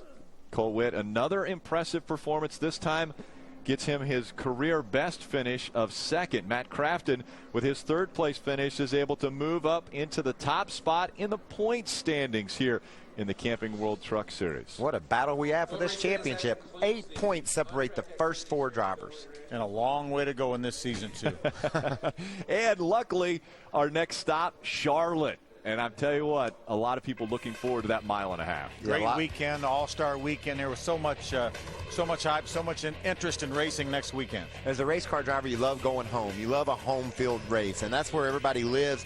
All your crew guys get to come. Their families get to come watch the trucks they work so hard on race. It's a special feeling to race at Charlotte. Friday the 13th at Dover International Speedway. There were some crazy things that happened on the racetrack, but one consistent, that 18 is always good. And back to Victory Lane he went. Next week, the Camping World Truck Series will be in the heart of NASCAR as they visit the Charlotte Motor Speedway. Being the backyard of NASCAR, everybody will be looking to leave a lasting impression on their hometown. Last year, it was Kyle Busch who left a lasting impression on Charlotte. Who will it be this year? Chris Devoto hosts the setup starting at 7:30 p.m. Eastern, followed by flag-to-flag coverage, only on Speed.